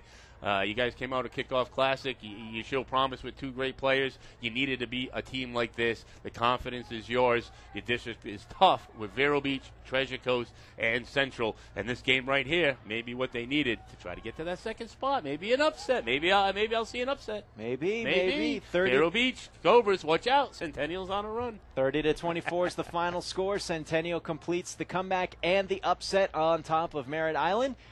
For Cliff Desmond back in the studio and Eric Dober, I'm Mike Thomas. Good night, everybody. Good night, everyone.